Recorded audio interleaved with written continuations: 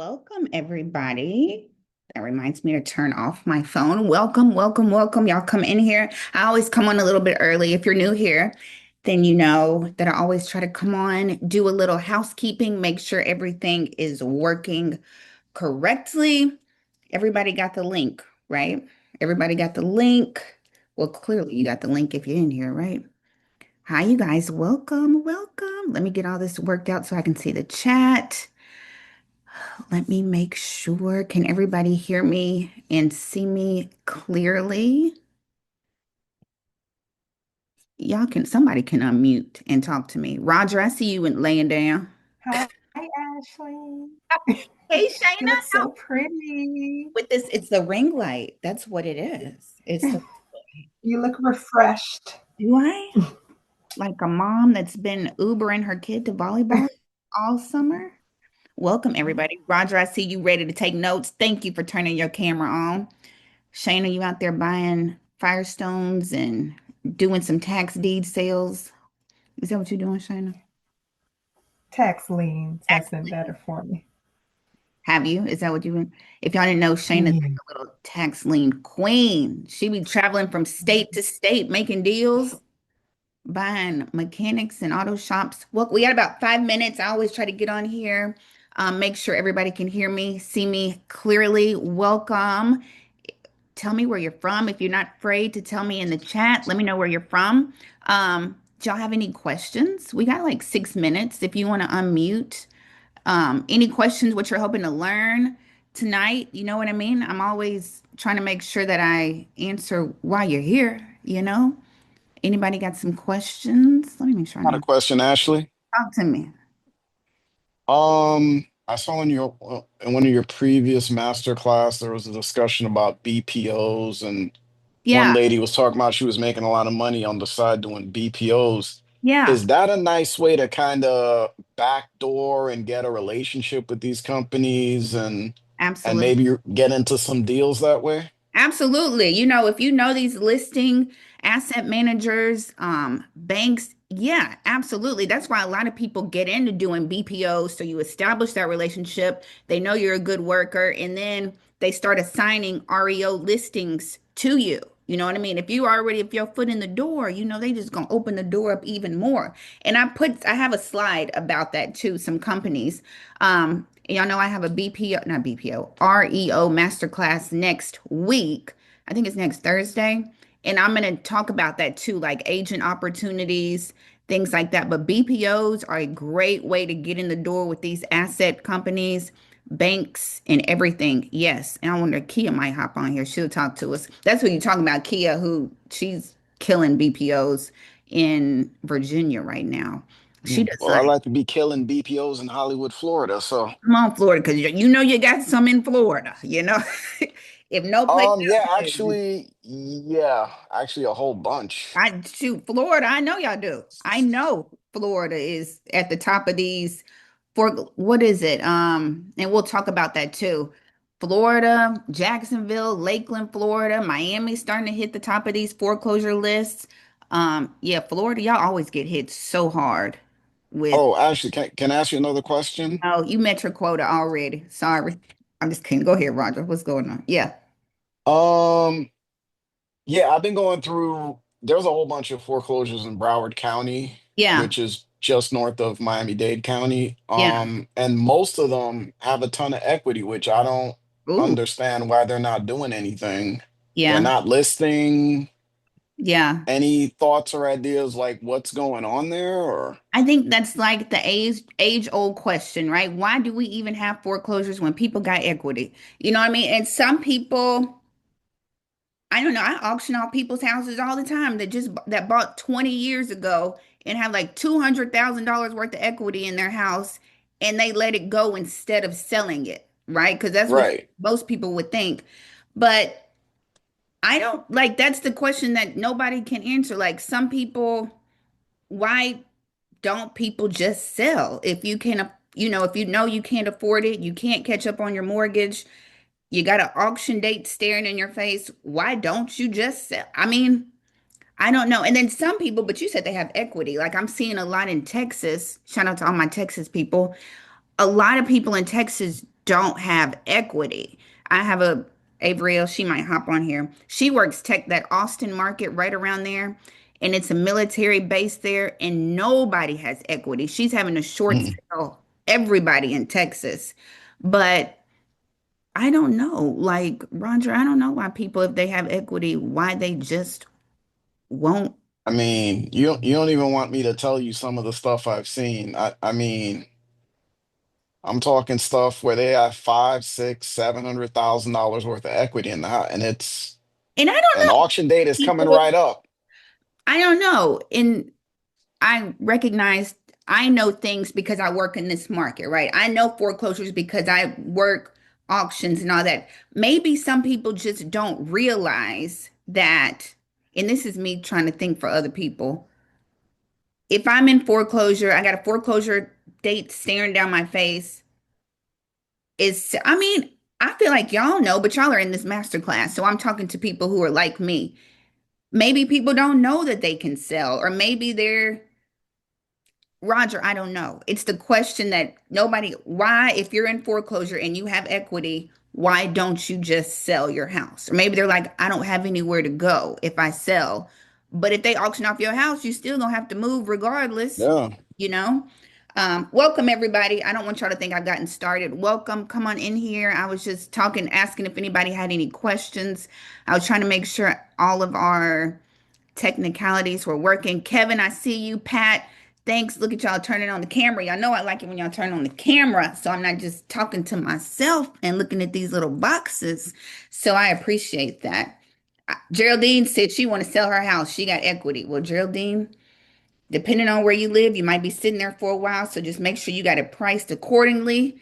That's all I got for you. If you know what I mean, make sure it's priced accordingly. And Tawana, I see you. Welcome. Tawana's always here. Welcome, welcome, welcome. Thanks, y'all, for turning on your cameras. Y'all, it is 7 o'clock. We are going to jump in and get started. Welcome. I'm so happy to see you guys. Let me see if I can make my face a little bit bigger.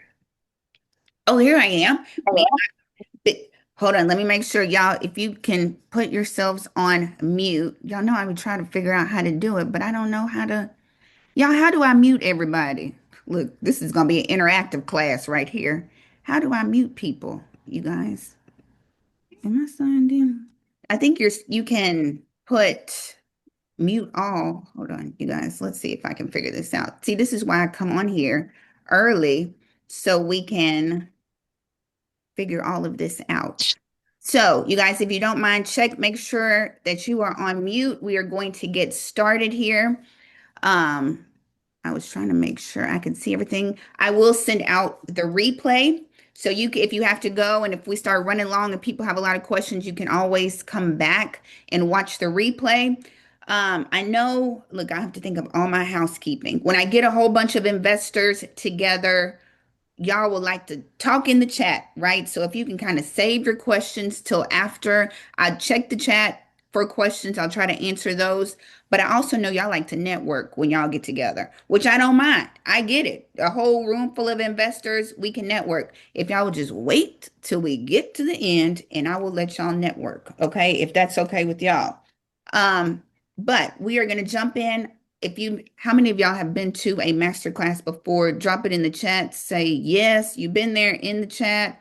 Um, because the whole reason I say this is to let you know that my master classes, I can talk, right? I'm going to have slides. I'll try to go through the slides, but a lot of the times it's just me talking, right? So the slides are just like decoration in the background. I could really teach this without any slides, but some of y'all need visual representation. Welcome. If it's your first time, I'm so happy to have you. So let's jump in, you guys. Let's see if I can make this. If you're not on mute, can you mute yourself? Because I don't know how to mute all of y'all. I haven't figured this out yet. I'm supposed to be able to click next to y'all and put mute everybody. I don't know. Just mute yourselves. So let's get started, you guys. Let's get started. First of all, if you're new here, I'm Ashley Pickens, you guys. Let me do my YouTube intro. I'm Ashley Pickens. I've been in real estate since 2006. I got licensed in 2006 as a real estate agent. Then I became a real estate broker over an entire firm.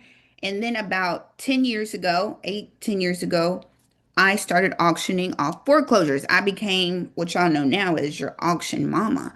I'm the one who says going once, going twice, sold at the courthouse. That is what I do. I auction off foreclosures for the banks and the trustees.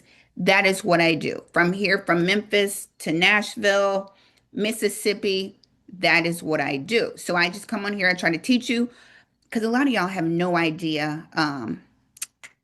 When it comes to the distressed market or investing, this is my niche. This is my lane. This is what I like to do. I work with investors. I work on the distressed market. That is what I do. Investors, distressed market. I help people who are in foreclosure try to save their house. If they want to save it, I'll help them do that. If they want to sell it, I will help them do that as well. So that is what I do. And tonight we are going to talk about distressed properties. If you're interested in buying, where to find them, how to buy them, what type of financing you need, and you just see where you fit in. You get in where you fit in. Okay. So welcome everybody. I saw Kia Roger done already talked about you. He was asking about BPOs, and I said Kia will probably be on here shortly. Um, Key is going to teach her own masterclass here shortly, one day. So let me share my screen, you guys, and we will get started. I'll try not to hold you. I know y'all came for a good time and not a long time, but if you know me, I can talk.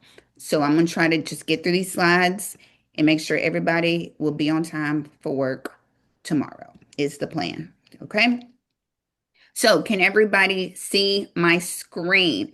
I know y'all in the corner are like, Ashley, you better not have me on the screen. Pat, like, Ashley, you gonna make the whole class watch me the whole time? Let me just put my face on it so it's just not y'all.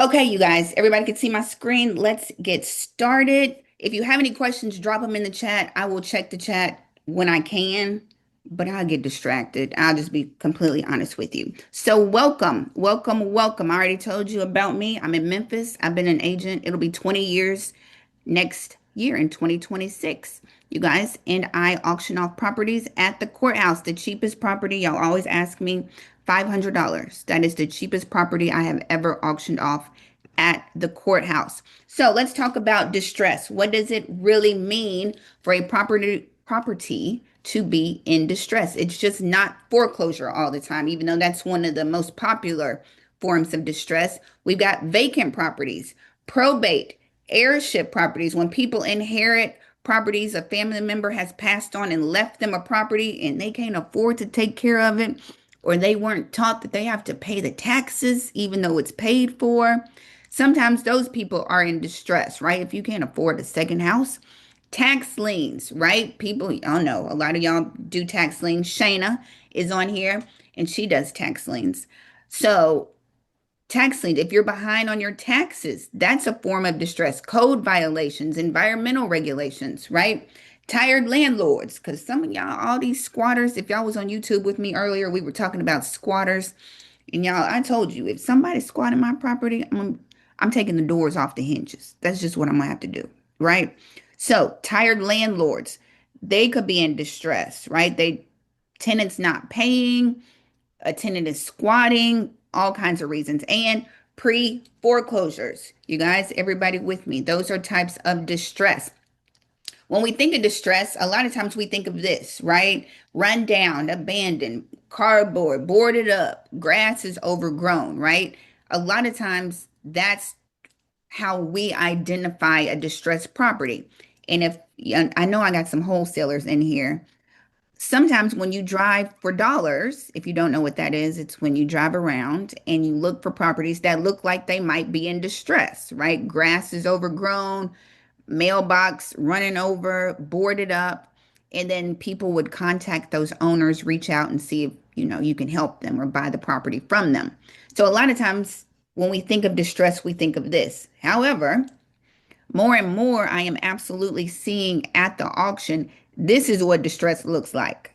This is what distress looks like. All of these properties that are on my screen were up for auction probably last week. I think the first one, Carriageway, went up last week for auction. Georgia does their auctions the first Tuesday of the month. All of these properties are up for auction. All of these properties on your screen are in foreclosure. All of them. I did not make them up. They're actually on the list scheduled for auction. I don't think Carriage Way sold. I think it reverted back to the bank as an REO. We'll get there. Don't worry. So today, let's talk about where do we find distressed properties in today's market? Free tools, websites to get you started, how to know what strategy fits you. I know everybody on here has like $1 million in their bank account. It's just, they just holding it for 7 to 14 days or something. They just have a hold on it. But if you have a little money, no money, lots of money, let's talk about what strategy is best for you.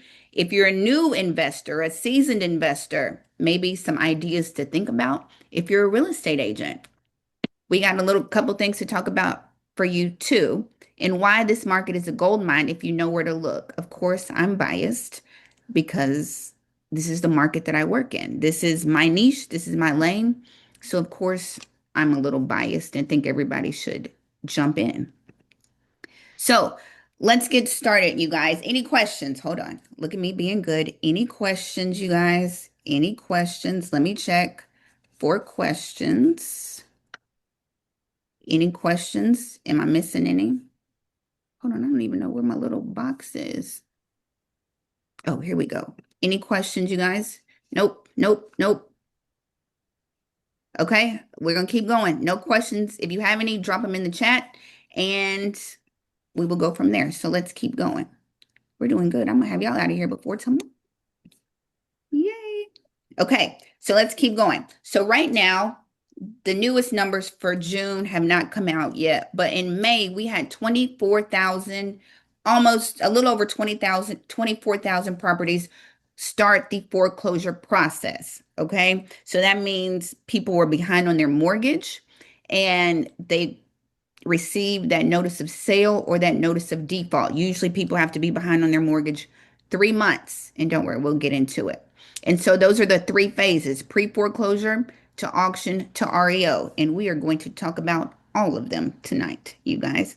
So just a quick snapshot of what's going on in the market right now. These are the latest numbers that are out because, like I said, June's numbers have not come out yet. So 35,498 US properties had foreclosure filings in May. So let me tell you, you guys, if you didn't know, I like to when I put my big face in the screen, that means I have to tell you something. So foreclosure, let me just give you a rough class on foreclosure. Three phases when it comes to the foreclosure process, okay? Homeowner gets behind on their mortgage and the notice of default is filed. That's the first filing. The second filing, the auction is scheduled, okay? So that's me, your auction mama. And the third phase is the property is repossessed by the bank, okay, and becomes an REO. Three phases in the foreclosure process. So when I read this, let me go back. This is what I get for closing the screen out. Hold on. Here we go. Now we're back. So when I say that 35,000 properties had a foreclosure filing, they were somewhere in that process, right? Sale, notice of sale, auction scheduled, or the property has been repossessed for the month of May alone. Lenders started the foreclosure process on 24,000 properties and they repossessed. That means became REO properties, 3,844 properties through foreclosure. You guys, I think Texas is #1 on that list for REO properties right now. So let's talk about it. Let's a little story time because you know I'm always going to have a story time. If you've been here before, you just act like it's new to you, okay? So let's meet Steve so I can bring this all home so you can better understand how this works, okay? Steve lost his job a few months ago from Microsoft because y'all know Microsoft is laying off. They just laid off 9,000 people, if you were on YouTube with me earlier today, and is struggling to pay his mortgage each month, okay? Steve is 90 days behind on his mortgage. And I always say, I don't ever talk to people who are 90 days behind on their mortgage. Most people are behind 2 and 3 years when they call me.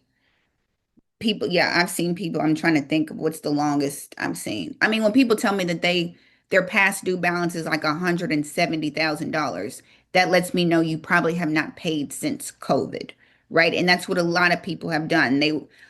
got behind on their mortgage. The moratorium saved them during COVID, and a lot of people have just not paid their mortgage since COVID.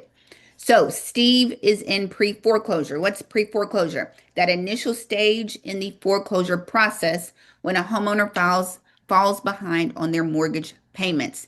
The homeowner still owns this property, you guys. The homeowner is still the decision maker, right? So, sorry, Steve, I didn't mean to use your name when I did my example. I saw his comment. Sorry, Stephen, you are current on your mortgage. You got plenty of mortgages that are all current. So the homeowner still owns the property, but is in default. So let me keep going. Let me keep going.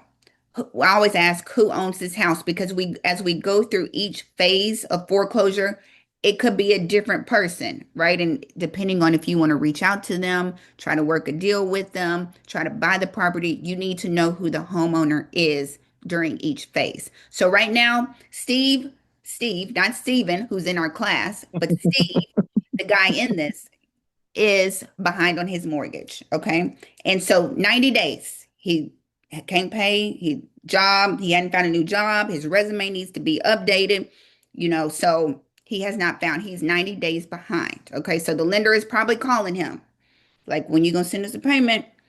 So let's keep going, class. Let's keep going.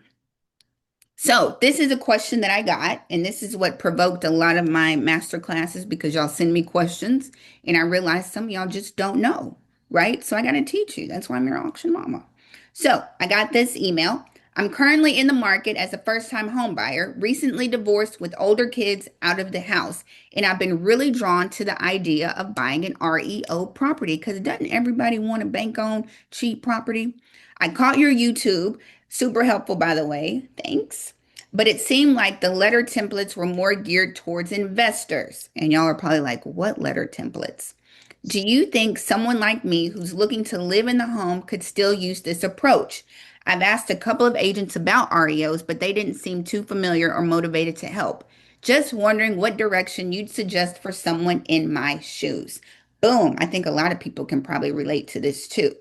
So, this is another reason why I started doing these master classes because y'all don't know. And I'll tell you. So this is someone traditional home buyer, not an investor, first time home buyer, never bought a house before. What do I think that she should do, you guys? So she's asking if she should send letters. Golly, that was a tongue twister. She's asking if she should send letters. Golly. And so let me put my big face back in the screen because I don't know. Have to have my face in the screen. I feel like y'all listen to me when you can see my face, or maybe when I can see my own face, I feel like y'all can listen to me. She's asking about letters, you guys. So if you didn't know, I mail people who are in pre-foreclosure, like Steve, not Steven, not in the masterclass, but Steve in my slides, right? He gets behind on his mortgage. You guys, I send people like that letters offering my assistance to help them, right? If they want to keep it, I direct them to the assistance programs we have here in Shelby County. If they want to sell it, I'll help them sell it. Okay. So, as a first time home buyer that has never bought a property before, do I recommend her send some letters? What do y'all think?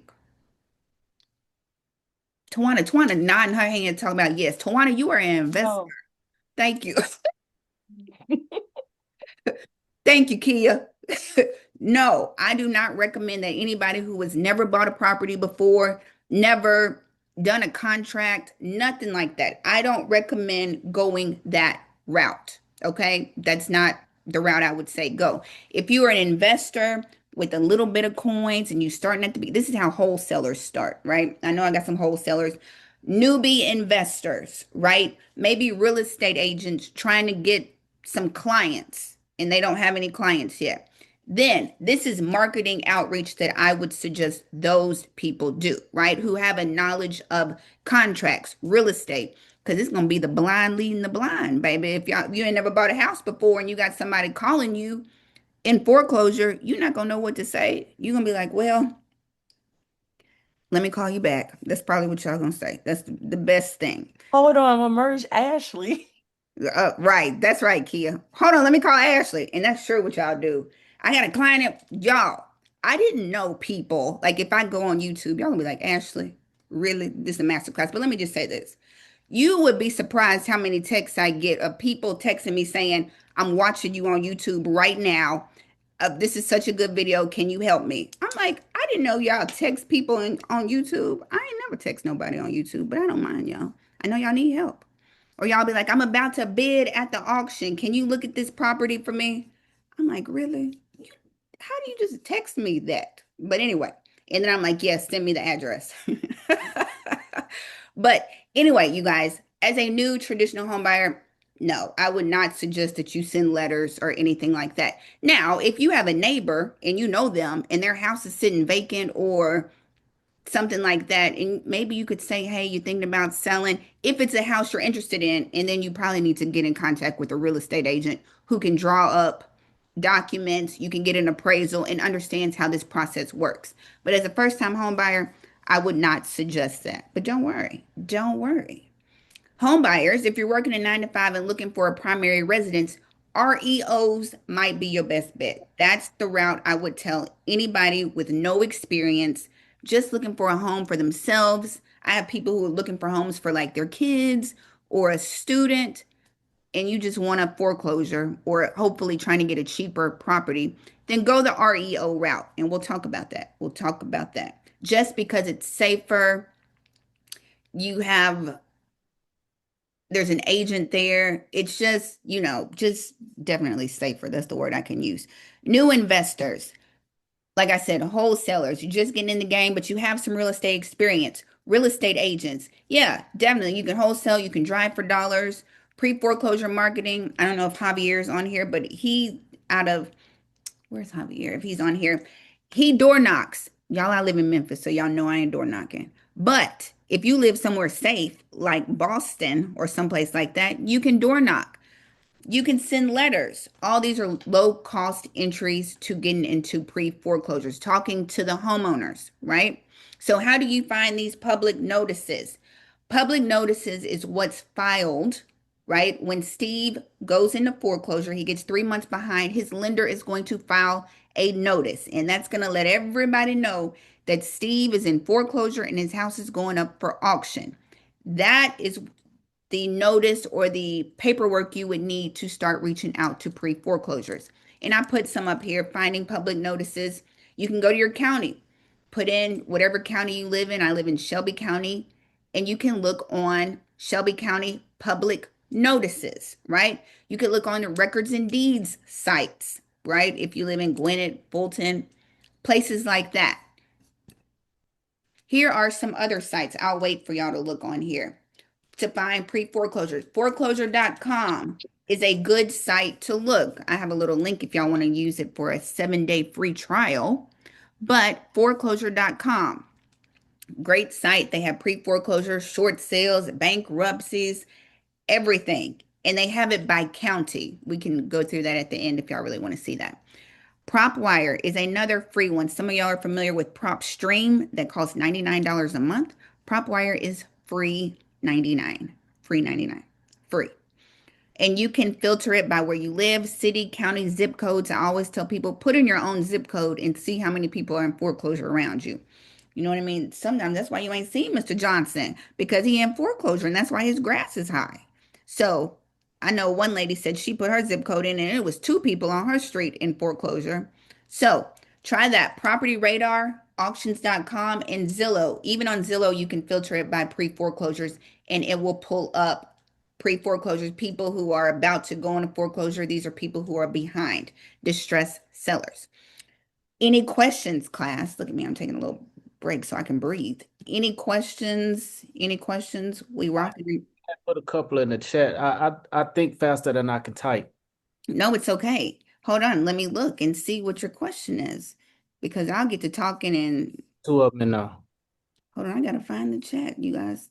Hold on, why? Okay, there it is. Chat. Is there tax sales in Pennsylvania? I use Proper and PropStream. And how do you get the foreclosure? Okay, hold on. Let me answer. Hold on. Loopy has what happens to properties that go up for auction but don't become an REO? What happens to properties that go up for auction but don't become an REO? They sell at the auction? Is that what you're asking? Like they sell it to the highest bidder? Because that's what happens when they go up for auction. If they don't sell to the highest bidder, then they go back to the bank, right? Or depending on the bank, they sell the notes to hedge funds. But we ain't Yeah, gonna. that's what'll happen. You say they'll still eventually sell it to a hedge fund. It'll still end up selling, is what you're saying. Not always, not always, right? Usually they go back to the bank and become REO properties, real estate owned by the bank. Usually that's what happens. Now, there are times where the bank will group like Fannie Mae, I showed y'all earlier on YouTube. Fannie Mae will bundle up those notes and sell them to hedge funds for a discount, right? And some of y'all are gonna be real confused by me saying that. Just don't pay attention to that. But usually they revert back to the bank and become an REO property. Okay. That's what 90% of the times that's what happens. Okay. So I had another question too at the top of that one, if you don't mind. It was concerning those high dollar properties. with houses valued at 1 million, do you think they're pretty or do they usually need work? I mean, usually people live in them and we can talk about that. You guys, like when properties go up for auction, that's the reason why a lot of people don't come to the auction. Hold on, let me put my face in the screen. Since everybody else facing the screen, let me put mine back in here. So a lot of people don't come to the auction because people still live in those houses. When you come see me at the auction, you don't get to see the inside of those properties. You are bidding blind. You have no idea what the inside of those properties look like. The homeowner is usually still in those properties. And I'll show you as we go through these slides.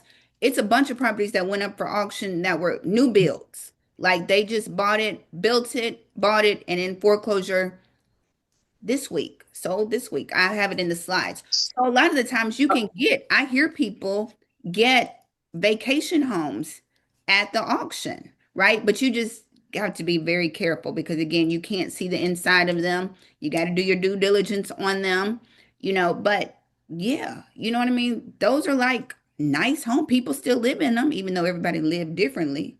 But a lot of times you can get a great brand new home at the auction. So, some people find their primary residence at the auction. Look, y'all already harassing Kia. Already. I see it in the chat. Roger, I see you already.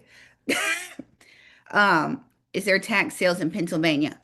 I don't know, but you can look on like your tax. Hold on, I got something for y'all. Hold on. Don't worry, I'm always looking out for you. I'm gonna drop this in the chat. Somebody click on it and see. I just dropped in the chat. It should be your county records and deeds sites for most of y'all. You can go on there and maybe put in taxes. Did it open for y'all? Somebody say nod or let me know if y'all clicked on it. And it should open up with your county records and deeds where you can find pre-foreclosures and maybe taxes. Just check tax sales where you live.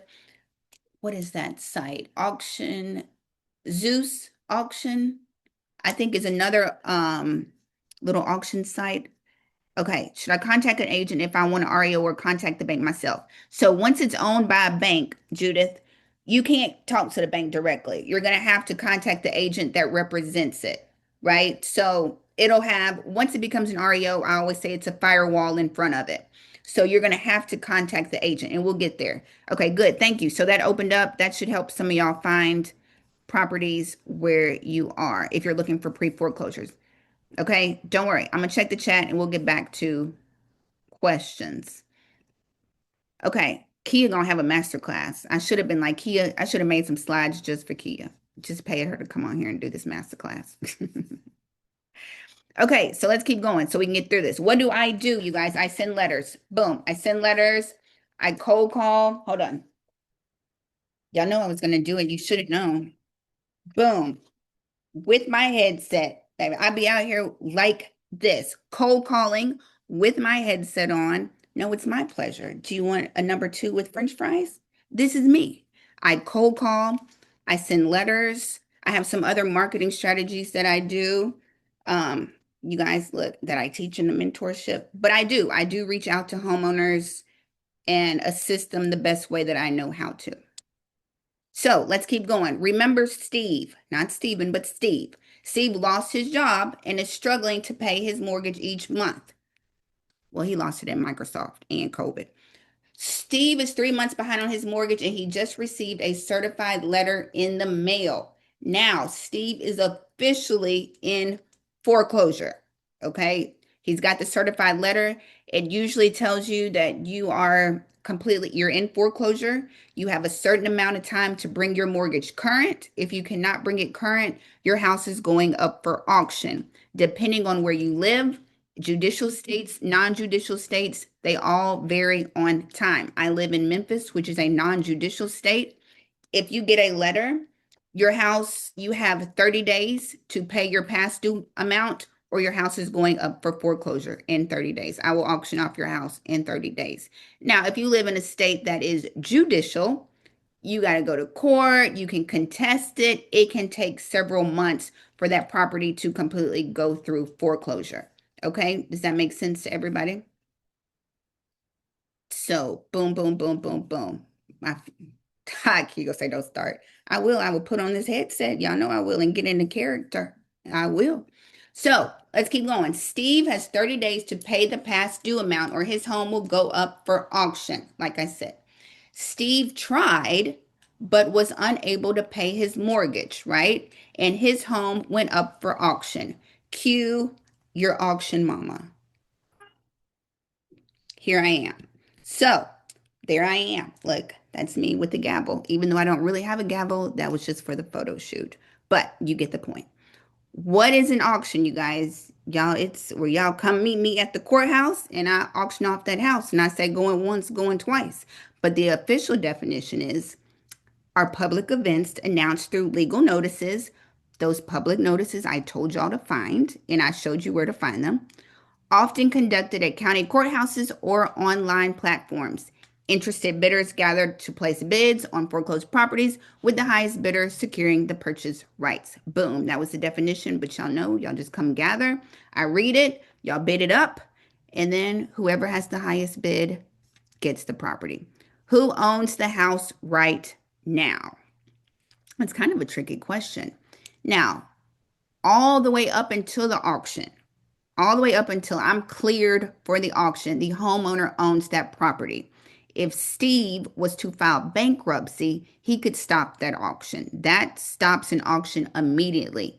Filing bankruptcy. People can file the morning of their auction and it will stop a bankruptcy. Now, after I say going once, going twice, sold, it's a wrap. Right now, either the highest bidder has won this property or it's going to revert back to the bank. Okay, does that make sense to everybody? Let me check the chat for questions. Let me check the chat for questions. Okay, no questions. So, who buys at the auction? I always say everybody's blood pressure is not made for the auction. Everybody's blood pressure cannot handle that. Okay, when you come see me, let me read the slides because I'll make up a whole masterclass and don't even look at the slides. Who buys at the auction? Investors looking for under market properties and home buyers hoping to find a deal with cash in hand. Now, when I say home buyers, I say that very loosely, right? Because everybody, like a first time homeowner, a traditional buyer, I don't suggest you come to the auction. Okay, that's not for everybody because there's a certain level of due diligence and knowledge you need to have before you come see me at the auction. Okay, and we'll talk about that. So, the pros for going to the auction: potential for deep discounts. Like I said, I've auctioned off a house for $500, right? Fast closings. It's open and closed. As soon as I say going once, going twice, sold. We don't go to a closing attorney. You don't have to sign 150 pieces of paper. It's right there. As soon as you give me your money, I give you a receipt and whoop, there it is. Right? Now you do have to wait for your deed to come in the mail, which could take 30 days or so, but you're not going to a title company and all that. You're not holding a sign that says sold and I love my realtor. We're not doing any of that. There's no middleman or drawn out negotiations, right? Y'all bid, you can hear what the next bid is. The person standing next to you, you can bid a dollar over. So it's not blind close negotiations. Cons is a bunch of cons, right? There's no inspection access. So follow me here, you guys. Steve got the notice. He tried to pay his mortgage and he couldn't pay it, and his house went up for auction. Steve still live in that house. Steve did not move out when he couldn't pay it. Steve is still there holding his head in his hands and trying to figure it out. Okay. So keep that in mind. When you come see me at the auction, you guys, you can't see the inside of the house, right? You can just drive by the front of it, see what's going on, maybe walk around it at your own discretion, depending on where you live. But you don't get any interior access to the house. You must be able to fund quickly. I only take certified funds at the auction in the complete amount. Okay, that's me, trustee sales at the courthouse. So if you win that house for $10, 10,000, 10 million, I need all the money right then and there at the courthouse in certified funds, not in a brown paper bag or a black suitcase or duffel bag. Certified funds, which is a cashier's check. Okay. And liens or title issues can exist. Okay. You can go to the auction and buy the wrong lien, you guys. That's why there's a certain level of expertise you need when you come see me at the auction. You need to be able to look at a title and make sure you're buying the correct lien. Because if you buy the wrong one, your feelings will be hurt for the rest of the year. Probably for the next 2 or 3 years, depending on how much you paid for their wrong lien. Okay. So like HELOCs, and I'm not going to go through this because this is, I don't want to confuse you when it comes to auctions, but there are certain liens that go up for auction that will not give you ownership to a property. Okay. And you're just going to be throwing your money away and you won't have any ownership of that property. So please be careful when you buy at the auction. It is not for everybody and you have to do your due diligence. Okay. So here's a property. Can everybody see my screen? Can y'all see my screen? This is a property Yes, that went. ma'am. Okay. Thank you, you guys. Right. Because I can't see the chat, honestly. Um, Oh, okay, you guys, questions. Look, because y'all got questions, and I'm just rolling through these slides. Because if you know me, I can take all day and all night. So, what states do I auction? I auction in Tennessee and Mississippi is where I auction. Renee, how do you buy the wrong lien? So, that's a good question, and I'm trying to think of a good answer to give you. So, think about liens, you guys. Let me put my big face in the screen so y'all can, so I feel like y'all are really listening to me.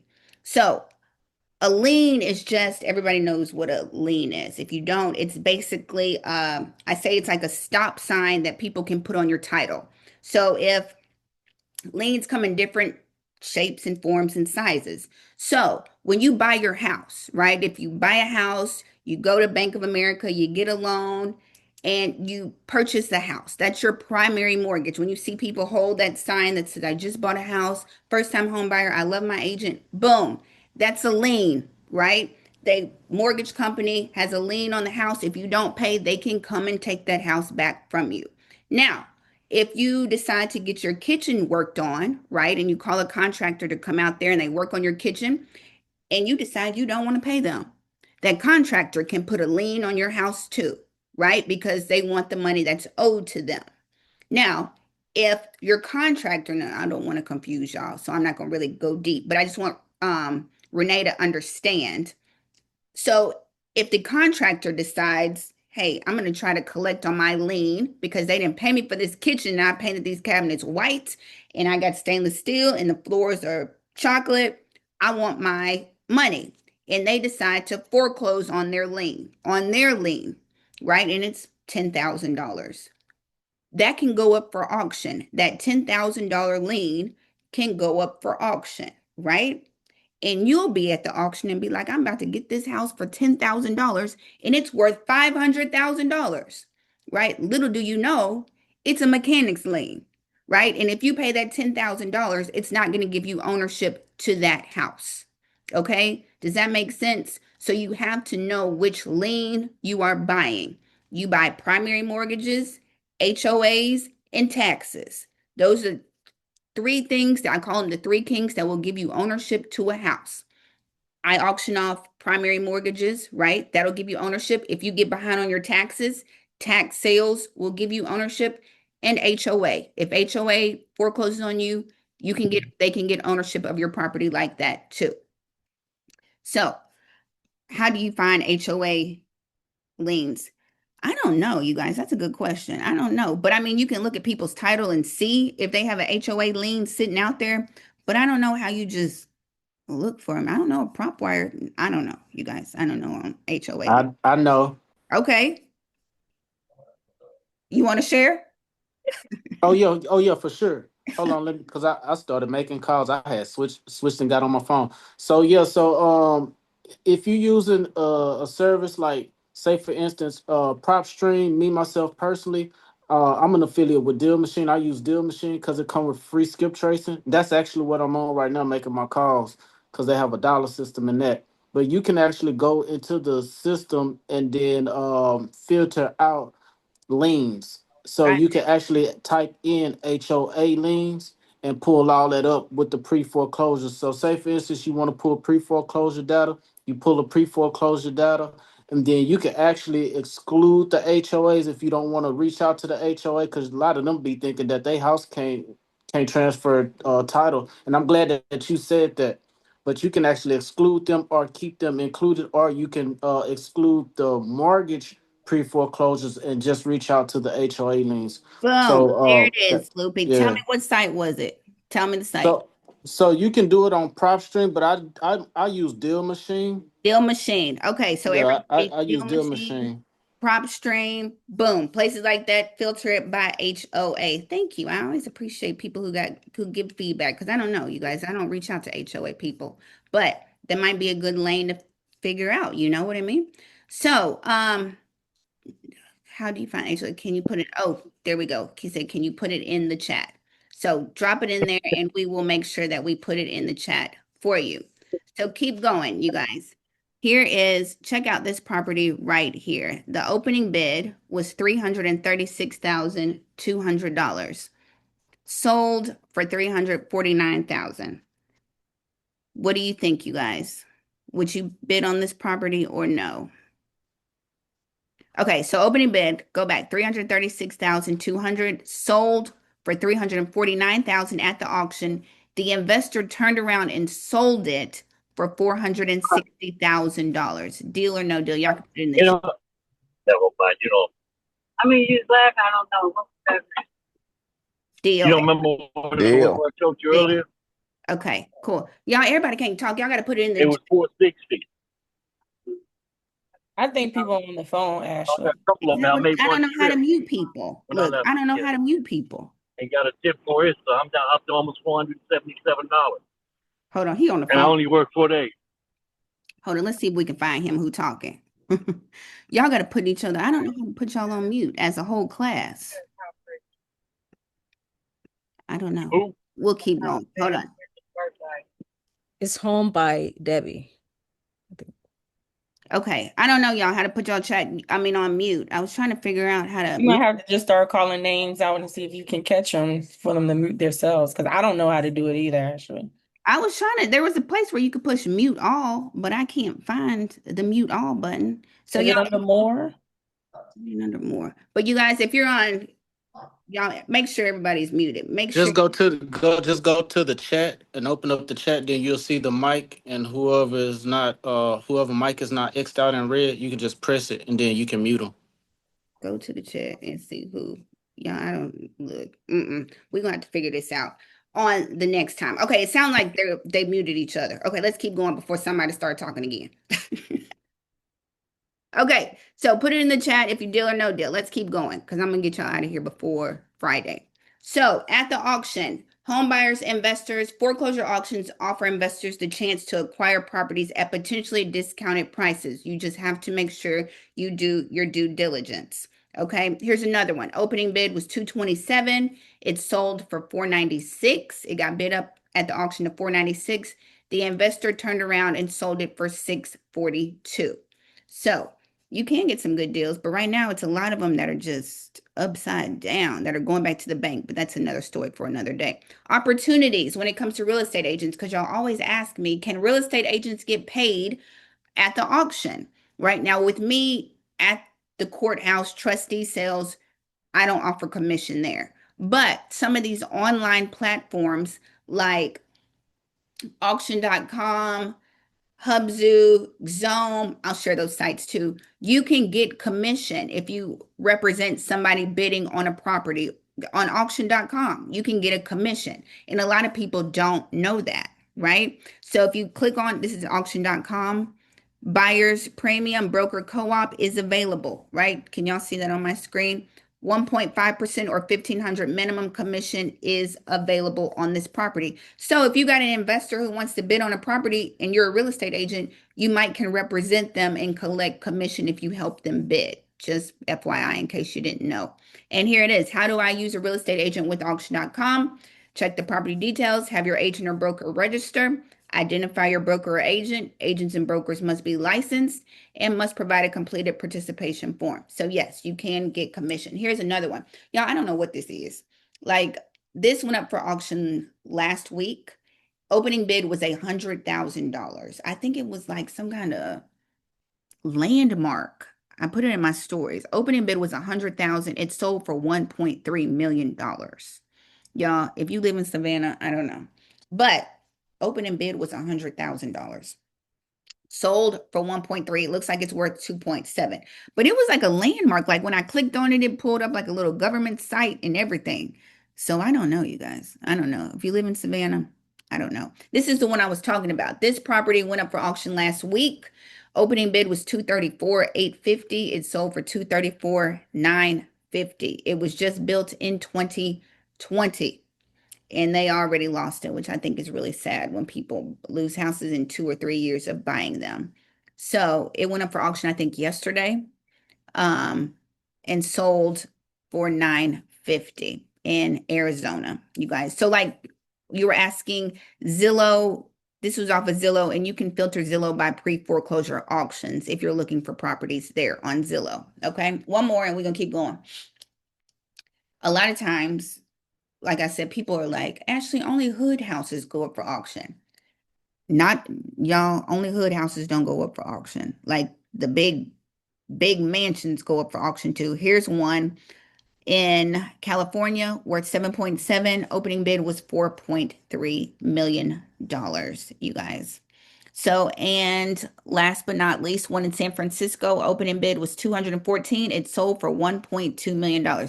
If somebody would have called that homeowner and tried to talk to them, look at that spread right there, and tried to get them to sell. They bought it for $850 in 2000. Goodness, don't you? I hate to see people lose their house and they've owned it for like 20 years. So here are some sites. Where do you find auctions? Here are some sites, you guys. Auction.com, Realty Track, Bid for Assets, WilliamsAuction.com, and 10x.com are all really good auction websites if you are looking to bid. Any questions while people are writing this down? Let me check the chat because y'all have questions. I'm sorry. You can get a discount if you use the link in 7-day free for the deal machine. Boom. Come on, Melanie, with the discount. Let's see. Deal machine. If you purchase the mortgage lien and taxes are still owed, do you own the property? So, Henry, if you put, when you come see me at the auction, taxes are not included in the winning bid. Taxes are not included in the winning bid. So if you win that property, you go look. Well, before you bid on the property, you can just get on the tax assessor office, see if they owe taxes, calculate that in your budget, and you're like, okay, if I win it, I know I have to pay these taxes, right? So you just put that in your budget of how much you're willing to pay. So you purchase the property, you win it at auction. After you win it and get the deed, you go pay the taxes, and all is well right there. There we go. Look at Loopy putting his link in. Okay, if you're looking for commercial auctions, right? Realtybid.com, loopnet.com, CREXI, commercial, that's like hotel, motel, restaurants, storage facilities, storage, what else, you guys? Trailer park, mobile homes, office buildings. That's commercial. A lot of times it can be multifamily, can also be considered commercial depending on where it is. But those are some good sites if you're looking for commercial. right? You might can get some good commercial deals because you know the commercial market is in the not doing great. Let me change my wording. Also, agriculture and land. Y'all asked me about this too. If you're looking for land, farmland, if you're trying to get off the grid and you just tired of paying for eggs and you want to have your own chickens and your own eggs, you know what I mean? Let me know and I'll come buy some. Agriculture land, landwatch.com, land and farm, farmersnational.com, and United Country. Great sites. They got hunting land. You can have waterfront land, acres and acres all across the country, you guys. You'd be surprised if you got on there and saw how much land is available for sale. Any questions? Any questions while I'm going through this? Do you handle surplus? I do not. A lot of people ask about surplus or overages. I just tell my people where to go get their money from. If they go, so because some of y'all are gonna be like, what are you talking about? When a person goes into foreclosure, The reason why I asked is because you just showed that San Francisco house, and that San Francisco house oh had yeah, a whole bunch of money behind it. So if somebody make that call that do that, then that would be a real play. yeah. So let me explain, Loopy, because most people don't know what that is. So, excess funds. If you've ever watched any of my videos, at the end of them, I'll say, and if you're in foreclosure and your house goes up for auction, don't forget to request your excess funds. What are those? So, when you go up for auction, you guys, y'all not going up for auction, but I'm saying when a house goes up for auction, the opening bid is the loan balance, okay? The loan balance is the opening bid. So if the opening bid is, let's say, $200,000, right? And it gets bid up to $300,000, there's a difference of $100,000 there. And that homeowner is entitled to those funds, right? Now, is the bank gonna call them and tell them you got some money? Probably not, right? But you can get those money. And what they'll do is if you have any liens, they'll take the liens out of that amount. And then the homeowner gets that money, the excess funds, or people call them surplus, or some people call them overages, right? So that's what that is, in case you didn't know what surplus funds was. 'Cause I didn't want to start answering a question and then y'all completely. Excuse me, Ashley. I was wondering, how long how long of a period do you have to request those funds? So I don't know. I think it's different. Was it statute of limitations for different places? Because I heard somebody, one lady watched my video, and I think she told me, she's like, I had a $60,000 check waiting on me, and she didn't even know, right? So I'm not sure if um they're not, Renee. That's why some people deal with, that's why some people work in the surplus fund niche, right? They help homeowners get their money, excess money. But I don't know. I think it just depends on what state you live in. But if you think you got some money, I would call and check because the bank, they just gonna have a catered lunch or they're gonna have some bonuses on your excess funds. But I don't know. One lady, I was like, well, I'm glad she saw my video. Okay, $60,000 check. Go ahead. yes, one more thing. I was wondering, I guess the most challenging part in doing an auction, I mean, a county auction, is trying to identify the property you're auctioning for. Is there any help in that? So when you mean like, so when like I get up there and I call out the address, or what do you mean when? Well, like sometimes at an auction, they have different parcels where it might be the garage separate from the house Mm, and it has the same address, but you yeah. don't know which is which. That's why And you just have to, yeah, due diligence is so important. And like, that's why you have to verify that address. I always tell people to go like records, the county records and deeds to match that parcel number with the address because 123 Central Avenue and 123 Central Street are two completely different properties. So people can end up buying the wrong property. I've seen even that public notice have the wrong address on it. Like it's attorneys typing it up and it'll be, I've seen one that was like 1191 Central and it was supposed to be 1991. But on the foreclosure notice, it had 1191, right? And a homeowner can contest that too. If their public notice is wrong, they can contest that. But And go ahead. with the surplus funds, like you said, it varies. It's all over the place. Like California, you have 30 days, Okay. 120. New Jersey up to 10 years. New York 5. Here in Virginia, you got 2 years. So it all depends on what Gotcha. state you're in. So yeah, so different states, that's all, like when it comes to if you were a judicial state, non-judicial, surplus funds, it just depends. Aisha Miller, I see you with your hand up. Look at Aisha Hi, raising her Ashley. hand. Just Hi. kidding. Yes. So I have a question. This is all new to me, Talk but to I me. can be a quick learner in some things. Talk to me. So back to these surplus funds, are those funds only for the homeowner? So clearly, if we're but bidding on it, Right. we can't Right. get okay. So it is, and it's kind of like their equity, you know what I mean? Because they went into foreclosure, they lost their house, and then it's a way that they can recoup some money, basically, if the house gets bid up. Once the bank clears their debt, then that money that bidders is they're entitled to that money. But a lot of people, they don't send out a letter saying you have excess funds. Like people don't know. That's why I kind of yell it from the rooftops, like, hey, y'all, go get your money. You know, especially if your house went up for foreclosure and you just lost your house, go get your $60,000 that's waiting on you. You know, and then some people, um, some investors, that's their lane. They help homeowners, or they'll reach out to homeowners who have money and they don't know that they have money, right? And let them know, hey, you can get this money. You know, I know a lot of people, a lot of the guys at the auction, when they buy the property at the auction and they go talk to the homeowner because they just bought their house at the auction and they're trying to smooth things over, they'll say, well, you know, you can get your excess funds too, right? Like that's another, your house, I did just buy your house. I am the new owner, but you got some money waiting on you. You know what I mean? And they reach out to their lender or their trustee, and the trustee usually takes 30 days or so for everybody who wants to work that. Works takes about 30 days. If there are any liens on that property, the liens will come out of that money and then they get what's left over. Okay. So if they got a whole slew of liens, they might not have any excess funds. Okay. Excuse me, Ashley, I was wondering. Okay. Okay, so when the home is in foreclosure, say for instance, the bank is still paying the taxes on it. Mm-hmm. Do they roll up the taxes to the loan amount during that period or no? Or is the loan amount still separate?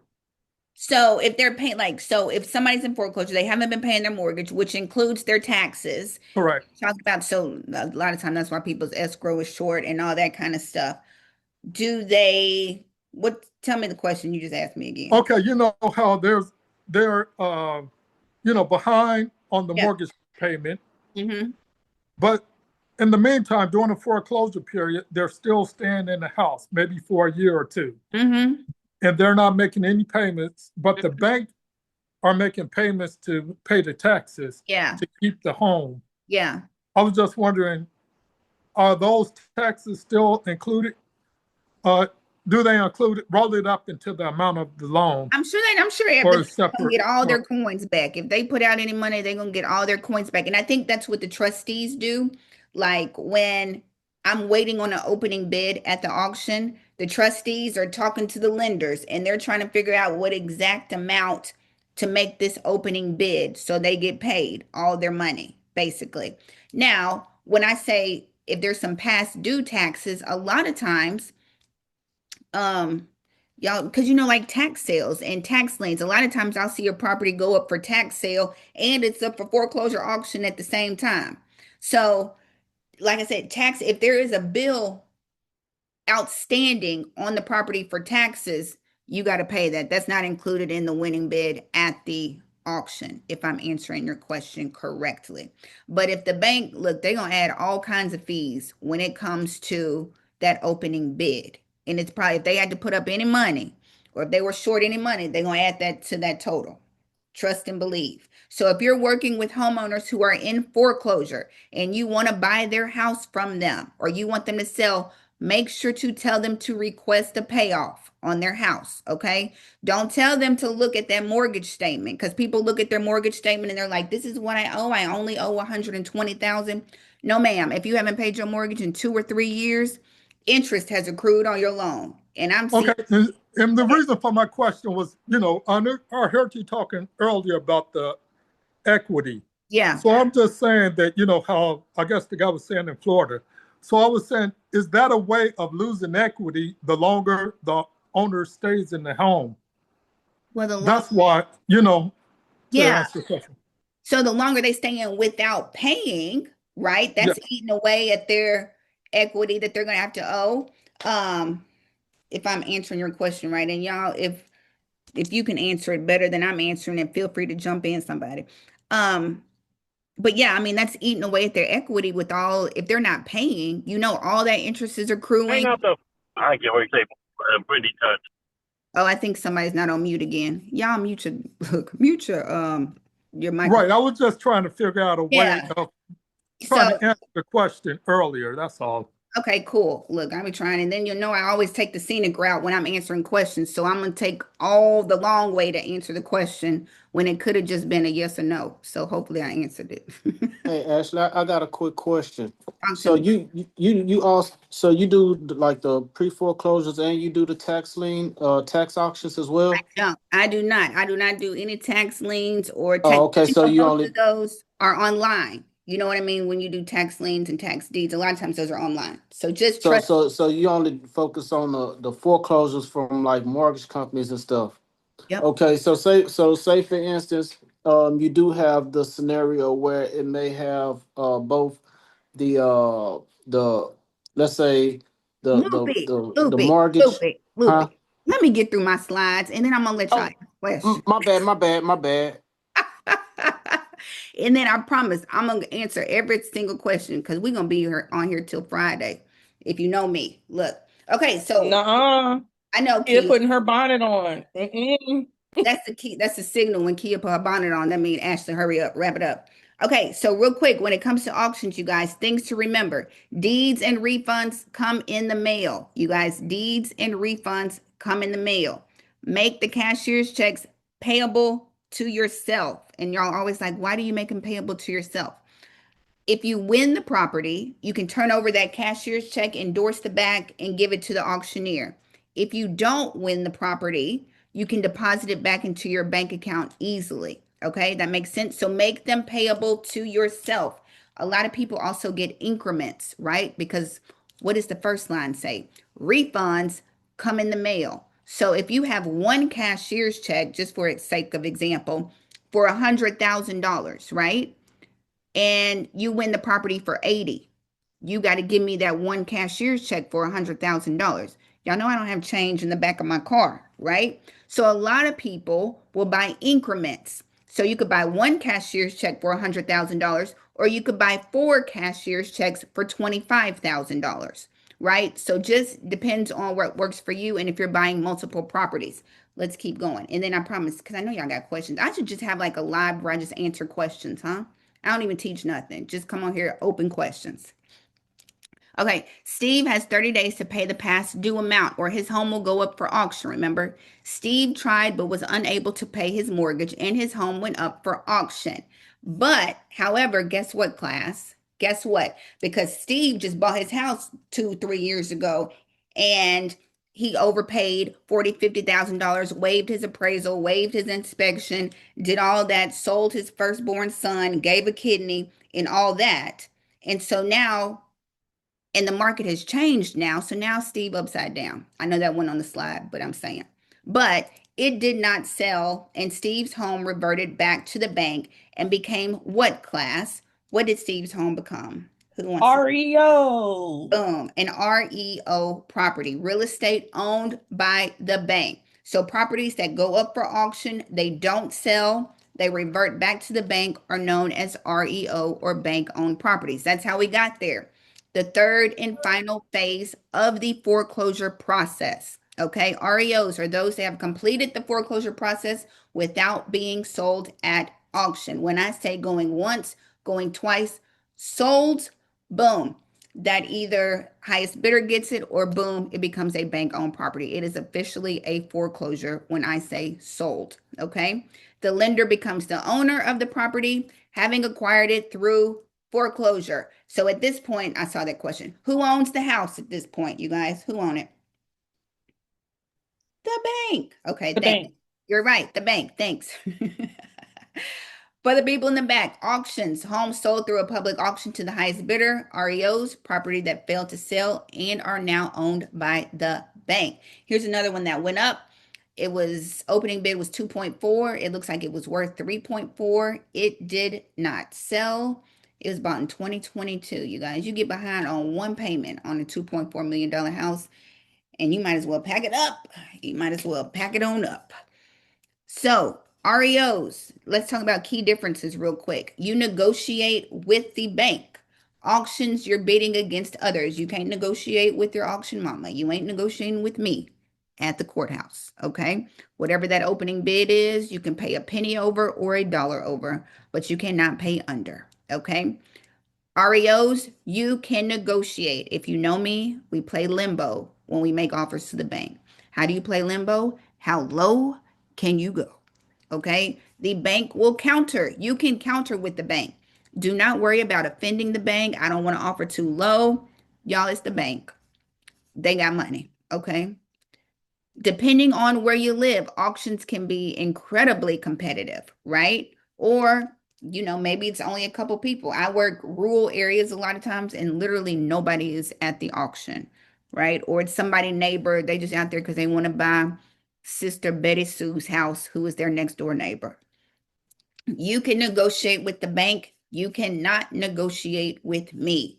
You have got to set, and this is a part that a lot of people get confused on. How do you know how much money to bring to the auction, right? I can hear y'all saying that in your head. How do you know how much to bring? You've got to set your budget. You guys, you've got to drive by, do your due diligence, estimate repairs. That's the part that makes everybody nervous. How do you estimate repairs on a house that you can't see the inside of, right? That's, my friends, why I say the auction is not for everybody, right? Now, seasoned investors can drive by a house, look at the square footage, 3 bedrooms, 2 baths. It's going to cost me about $5,000 for a bathroom. Boom. That's my budget, right? After they calculate all that, they know those numbers. But for somebody new, you got to be very careful, right? And then if somebody's in that property when you buy it, if Steve is still in that property, you got to evict Steve. You got to take Steve to the courthouse and evict him. And you better hope Steve don't become a squatter.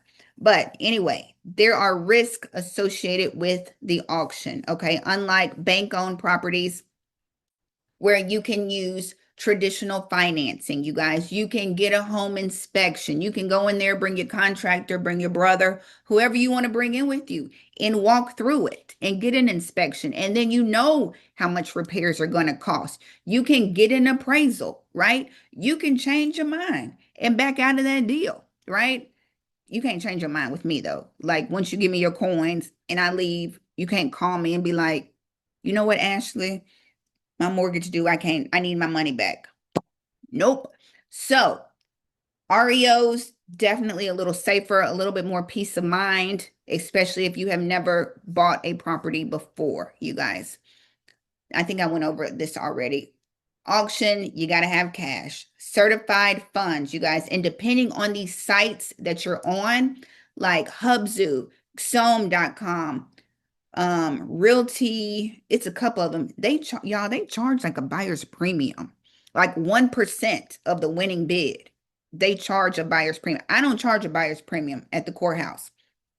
At the courthouse, whatever the winning bid is, that's only the amount of money that I want. If the winning bid is $50,000, all I want is $50,000. That's it. There's no registration fee. There's no buyer's premium. But on these online sites, y'all better make sure you read the terms and conditions because they do charge buyer's premium.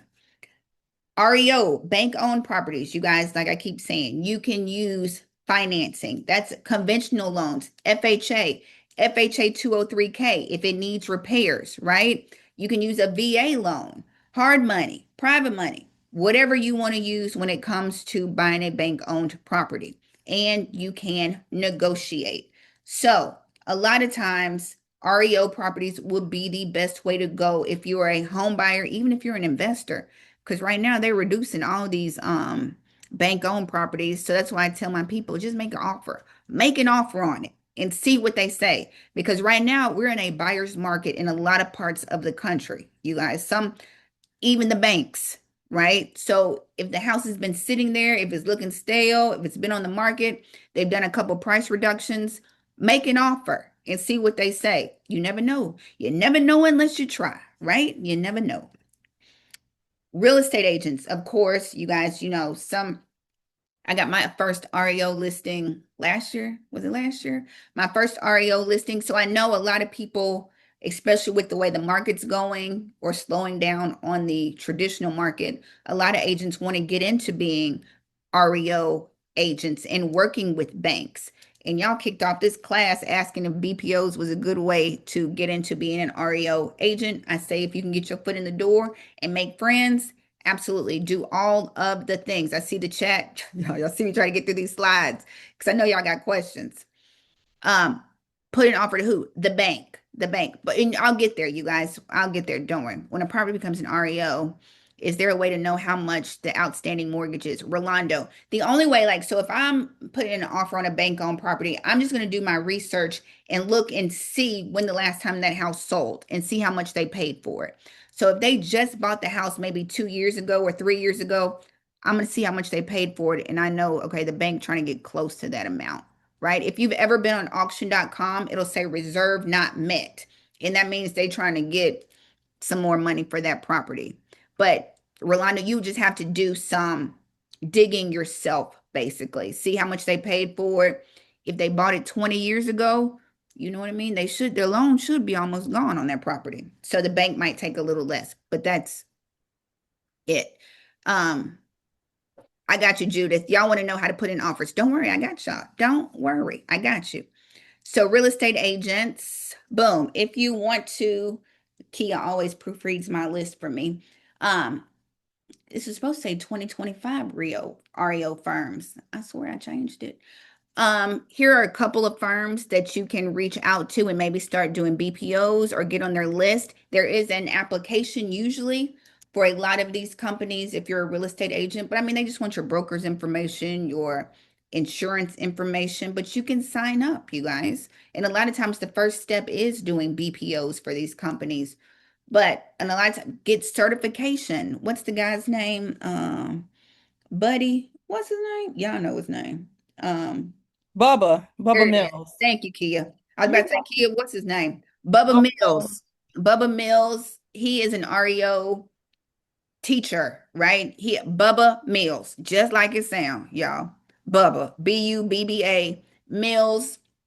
He has an REO certification course that you can go through. He teaches it, I think, once a month, and then he connects you with the banks and all that kind of stuff. You get his certification, and he fast track you to the banks. Bubba Mills.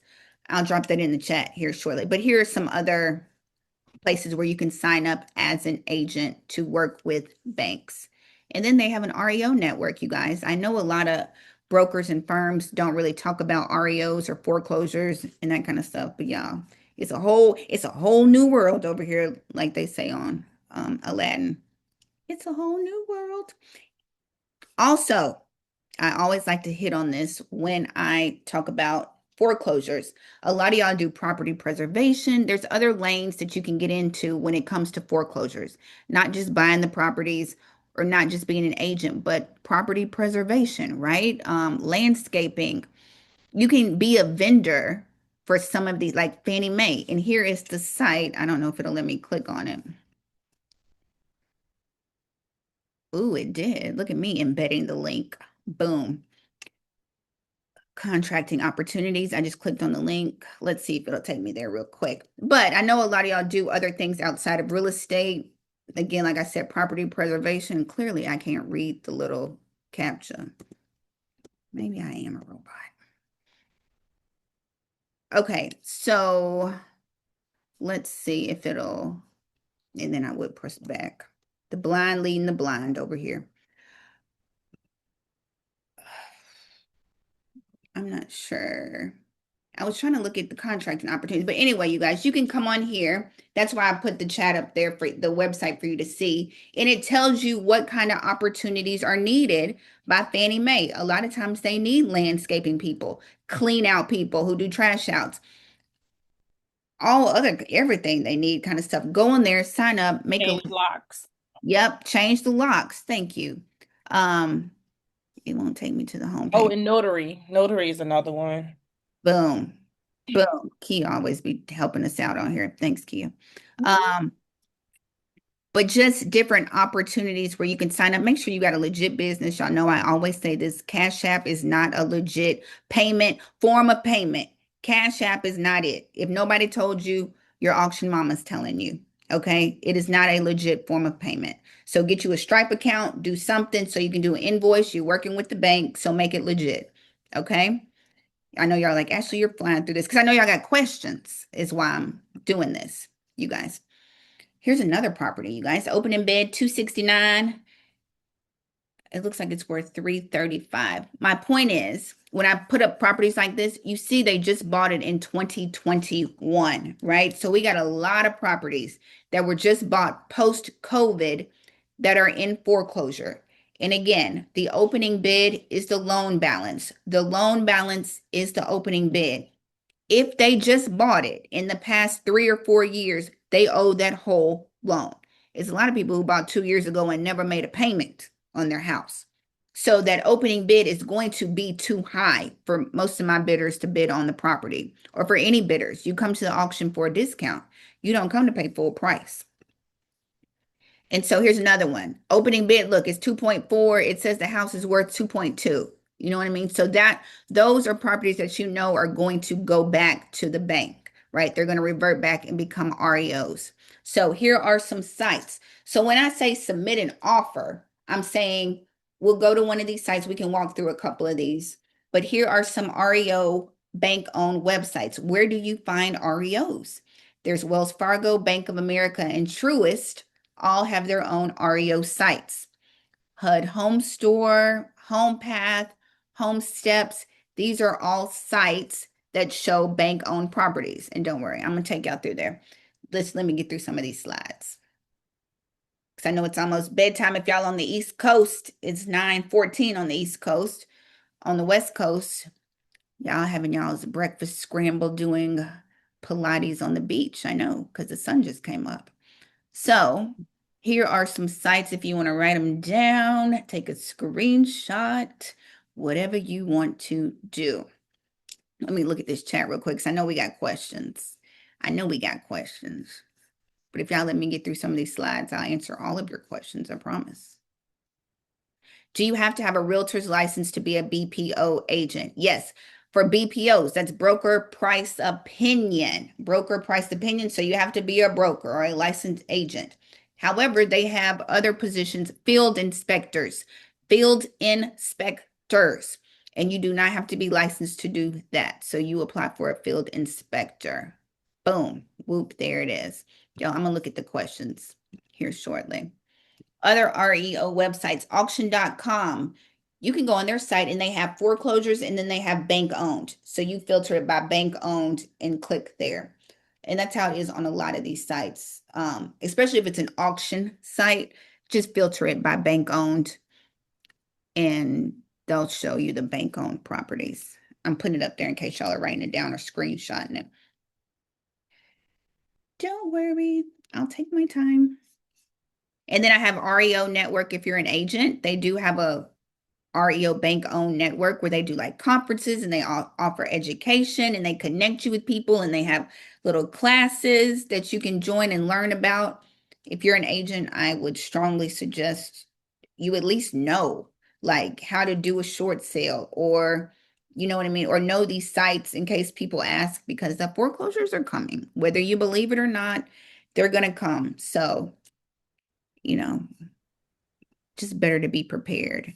I also included this, the new rule on HUD Home Store. There is a new rule where when you used to bid on bank-owned properties, owner occupants and nonprofit organizations used to get priority. Now they have taken that off. So now everybody, investors, everybody can bid on properties. I'm not sure when they're rolling this out, but they are removing that first look option. So now I guess it's just first come, first serve. I guess the first look people wasn't looking hard enough. So they had to open it up to everybody. So now first come, first serve when it comes to buying bank-owned properties from HUD, you guys. Just thought you should know. Try to keep y'all in the loop. We almost finished, you guys, and then y'all can ask everything. Then I will open it up and we can just talk because I know y'all enjoy that. Here's another one, you guys. Ashley, real quick, can you go back to that one slide for the public website? Sure. Hold on. This one? Maybe. This one? REOs? Is this the right website? Yes, sorry, I was putting my thumb up. Yes. Oh, I'm sorry. I can't look. I'm looking at myself. Yeah, I know I don't want to have y'all's face all on the screen.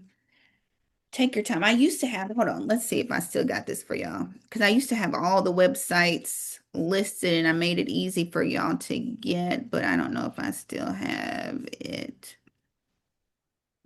I'll have to find it. But no, so you can see it. Hold on. There we go.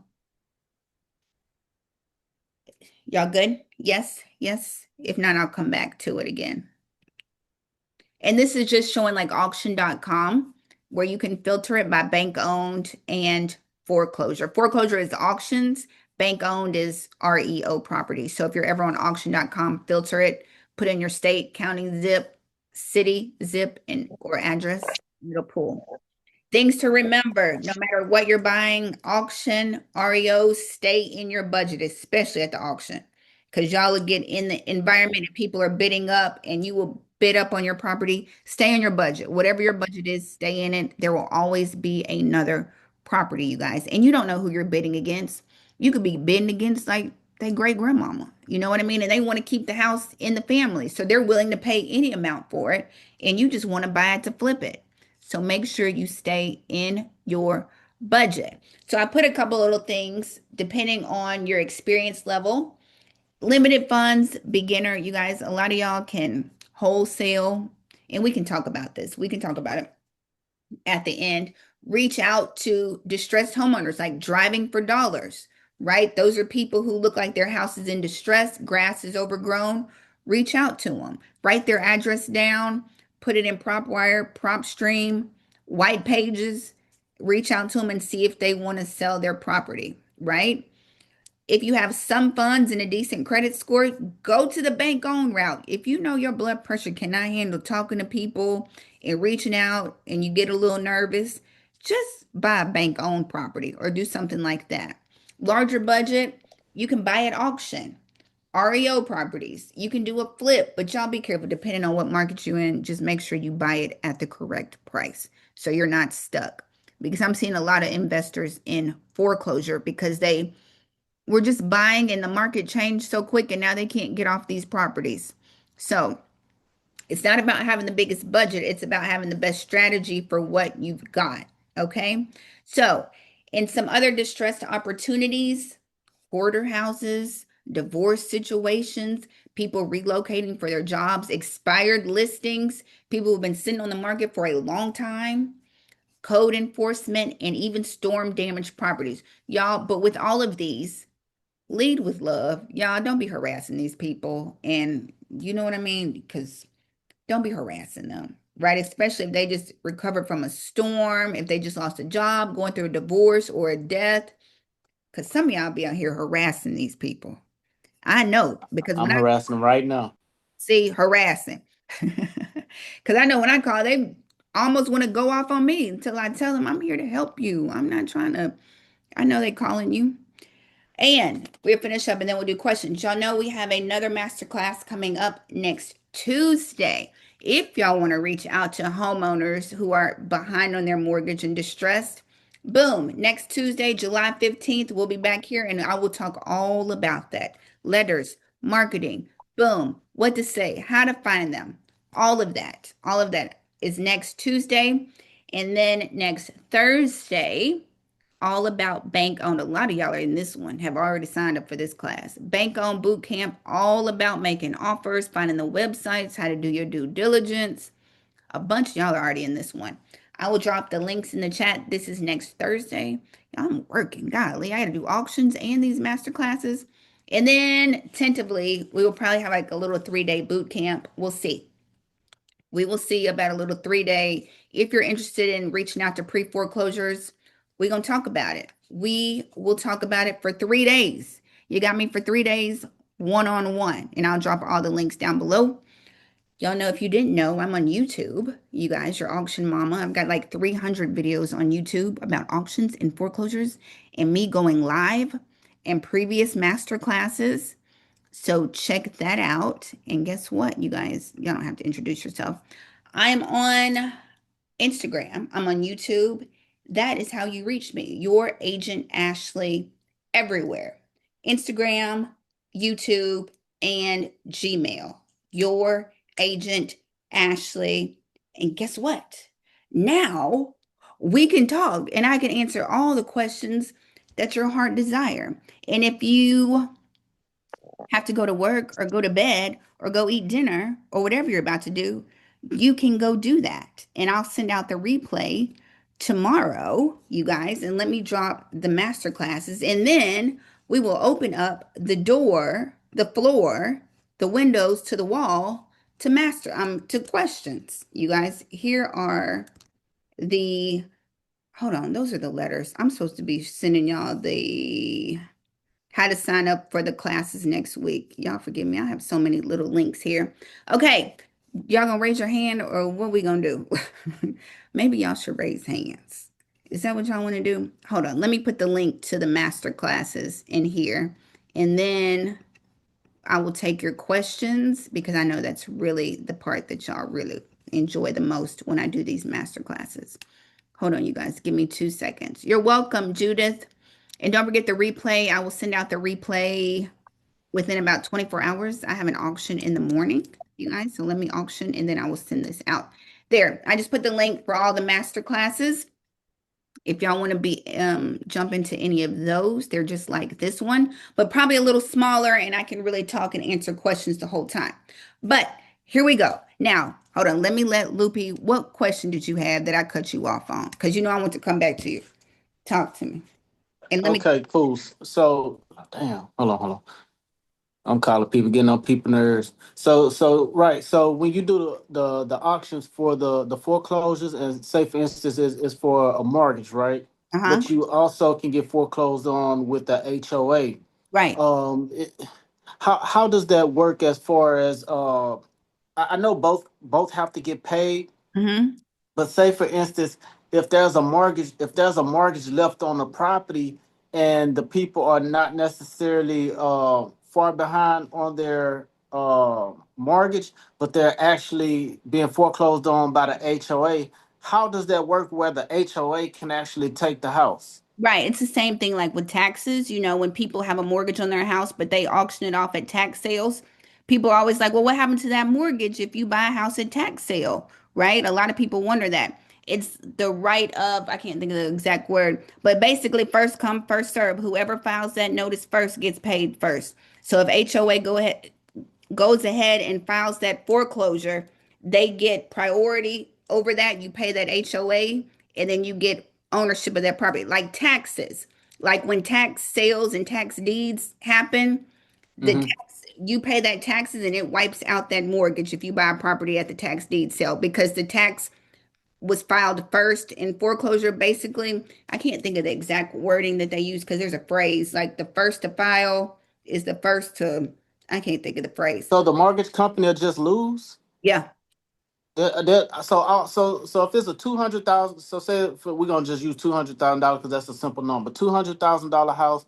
The people they knocked it down to, let's say, $100,000 as far as knocking down the principal, right? So they halfway in, and for whatever reason, we're gonna use HOA for an example.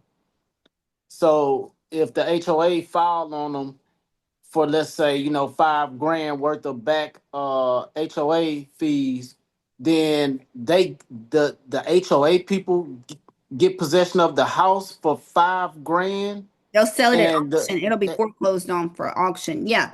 Yeah. right, so say for Typically, instance they buy, so a buyer raise his hand, and then you bam, 10 grand, and don't nobody else raise their hand, right? 10 grand. You saying the mortgage company lose a whole 100,000? Loopy, why you not listening to me? The question you asking me is yes. Is yes. That Straight mortgage up. is cleared. Yes. And Like the think of reason tax sale. And The that's why reason they why have I'm asking escrow that accounts. question, the reason Yeah. why I was asking that question is because I was calling the pre foreclosures, and I just really got tired of calling the HOAs. It kind of like what's the word I'm looking for? Kind of like crushed me when I was trying to steady call them, and they was like, I ain't selling my house, and I'm like, so what you gonna do about the HOA fees? We ain't worried about it. We got it covered. So I was like, damn, like these people must don't lose their houses But it during the takes a HOA while. HOA isn't like HOA doesn't come as hard for you as your mortgage company and tax sales, right? HOA will give people time to pay their HOA liens, right? I've auctioned off HOA liens, but I mean, it was a process for sure. Mortgage and taxes will take you before HOA will take you. But I just do let people know that HOA can foreclose on you and get Okay, ownership. But it's the same gotcha. premise like with a tax sale. Like people are always like, what happens to that mortgage if you buy a property at tax sale? And that mortgage is cleared after you buy a property at tax sale most of the times. Yeah. And so that's why people like tax sales. Um, Okay, Same premise for sure. Let appreciate it. Absolutely. Look, the question you asking me is yes. I understood the question. Okay, you guys. So let me try to get to some of these. Somebody got a question. I'm in the chat, and I'll get if somebody got a question on the top of their head, I'll answer right quick until I can find a question in the chat. Is this being recorded? Yes. Yes. Anybody brave enough to ask me a question? When a property comes in, is there a way to know how much the outstanding mortgage is? I answered that question.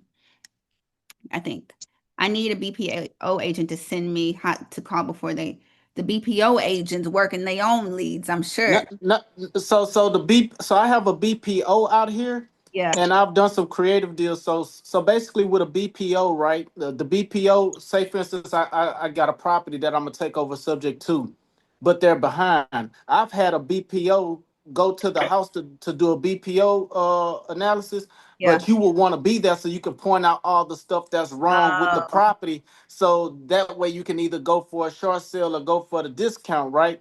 But yeah, I also had a BPO agent that goes and she worked with some company, but they only give her like one or two leads a week, if that, or every other week. So what I'll do, I she go and look at the property because they can't go inside. They can only take a picture of the outside to send it to the mortgage company. So right. what I do is I have her to send me that with the address, and I call the people to try to see if I can get a deal with them before they go under. Got you. I see y'all partnershiping. Jamie asked me, are all the liens cleared when purchasing REO at the hold on. Are all the liens cleared when purchasing an REO is at the auction? So let me answer this. When purchasing an REO, bank owned, liens cleared because the bank owns it, right? When I say going once, going twice, sold, that clears the title. It goes back to the bank. So you don't have to worry about liens if you're buying bank owned property. If you're buying from me at the auction, yes, you got to make sure the liens, you're buying the correct lien and all that kind of stuff. So when it becomes bank owned, they've done all that for you. They cleaned it out. You can go in there and look at it usually, get a keys, inspect it, boom. Me, auction, you've been blind. Twana, talk to me. Okay, question. On the REOs, can you ask for if it's the property is bad and it's not worth what they're Mhm. asking for, can you ask for a short sale on those or only when it's Oh, only bank. Okay, so you're asking, can you do a short sale on a bank-owned property? yes. No, I would just say so think short sale has to be initiated by a homeowner, right? Homeowners Okay. do short sales. Banks just are the owners at that point and they can just lower the price. You know what I'm saying? Just, Gotcha. but I understood what you were asking me, Tawana. You know what I mean? You Okay. just put in a low offer when you're talking to the bank. If it's Gotcha. a homeowner, then they would have to initiate a short sale if they and so for people who don't know what a short sale is, that's when they owe more on a property when they're upside down, the homeowner's upside down, they owe more on the property than what it's worth and they want to sell it for, let's say they bought it for 375 but the houses in their neighborhood are selling for 300. So they call the bank and ask if the bank will take 300 instead of 375 of what they owe. That's what a short sale is, but it is a process. Now, I wanted to show you. I'm not through with questions, but I had a question real quick on that, Ashley, because I always get confused. proximate key. So that situation that you just described, Mm-hmm. the homeowner has to list it for what they owe first and show the bank that it's not moving? Or can you have the realtor run comps and say, hey, it's only gonna be in this range. Can we get permission to move forward with a short sale and list it at this? So when you initiate a short sale, there's documents that you have to do. And one of them is they're gonna want an appraisal too. They're going to appraisal, they're gonna want to see comps and all that kind of stuff. So when that appraiser goes out and shows, hey, this is what they selling for, because they just ain't gonna take your word for it. Right, but wouldn't they already have BPOs that at that point? Because usually they're behind. So the bank can already initiate a BPO to kind of know what the market is doing for that house already, right? Or Yeah. you still have to do that process. So if they're Ashley, can I behind, can I add on that real quick? Because that was what I no, was just wait, no, wait, because I was no. trying to tell you. I was trying to tell you that's why you be there with the BPO when they come. So if you're talking to the seller, you had a BPO to meet you there, and you point out all the stuff that's wrong, so you can lower the price. What? Loopy, you confusing everybody. You are an experienced investor. You doing creative financing. You got to go to the next master class. Listen, Kia. So Kia, Yes. listen to me.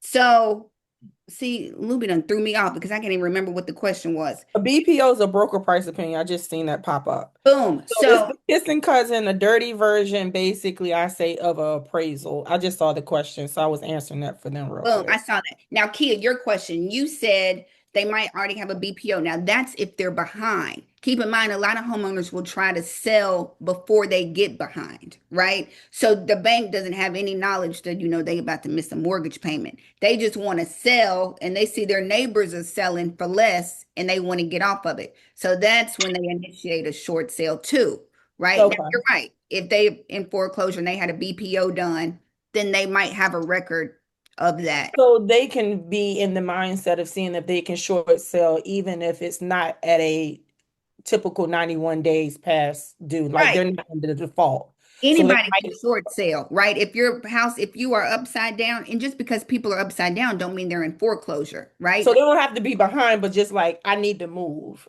but I Yeah, know it's not going to move for what I owe you. So can I short sell it? exactly. Exactly. If you are So they can upside, still ask for the I mean the difference.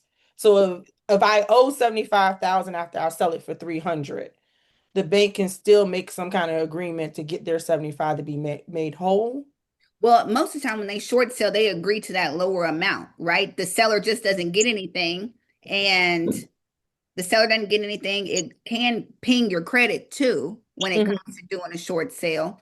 But if you got to sell, like if you got a job relocation, right now, mhm. a lot of times people are in distress, right? I helped a veteran who was in foreclosure and he was upside down. So we had to initiate a short sale for him so he doesn't lose his house in foreclosure.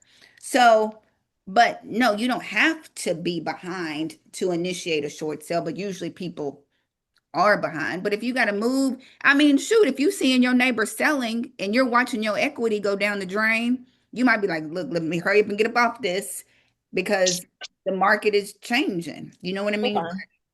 Because I just, in the market as I'm doing the default letters, the letters I've been using that you sent us Yeah, with the BPOs addresses and stuff like that to get I just never ran into somebody that's not already in trouble. yeah, So I'm still trying to figure out the footing of the possibilities of why you would ask for a short sale.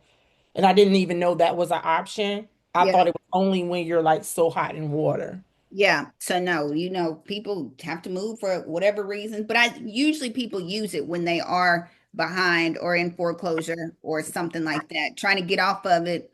And they just when the market changes so quick. So yes, Kia.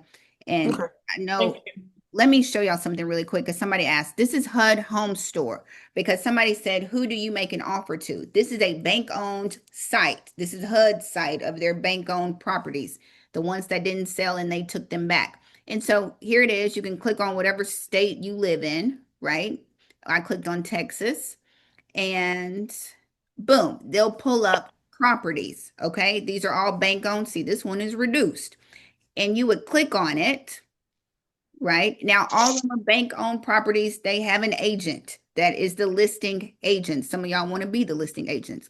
You can use your own agent, right? You can have your own agent and say, we want to submit an offer on this property. If you don't have an agent, you can reach out to the bank's agent and submit your offer. And then you submit an offer like how you would normally do. You need a pre-approval letter.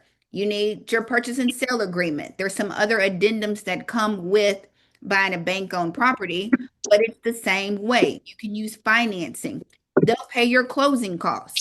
When I say to make an offer, you would reach out to this listing agent or your agent reach out to them and find out where they want that offer submitted, and then you submit it like that. That's what I mean when I say make an offer to the bank.